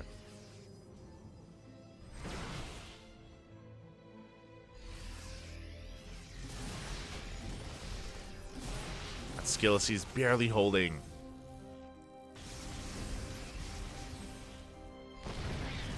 Mine shot's gonna be going up. Colossus barely survives. We do have 2 disruptors. And again, they can make up for a supply deficit, but this kind of deficit is intense. I mean, we're down, what, 80 army supply, or 80 supply. There it goes up. We get some Marine. Beyond going for a split push. And with this, he can collapse on the army, catches out more probes. Yeah, we get the EMP. We focus down one of the Colossus. Dropping into the main.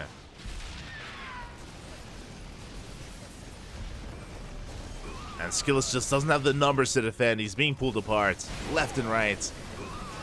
And here we go. We're going for the kill, going for the final fight. The Colossus are falling one after the other. Novas will force back the army, but we only had 2 disruptors. GG gets called. It's not going to be enough, and Björn will take the series 1-0, and he'll win it all for his team for Shopify Rebellion.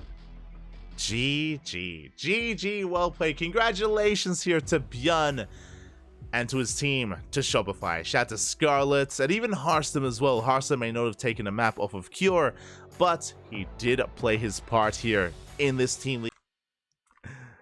We will find out. Otherwise, thanks so much for watching. Thanks so much for the support. We do appreciate it. We just wrapped up with Sparkling Tunic up earlier alongside WTL, and we'll be back tomorrow. Tomorrow, I'm going to be returning with ESL Open Cup Asia.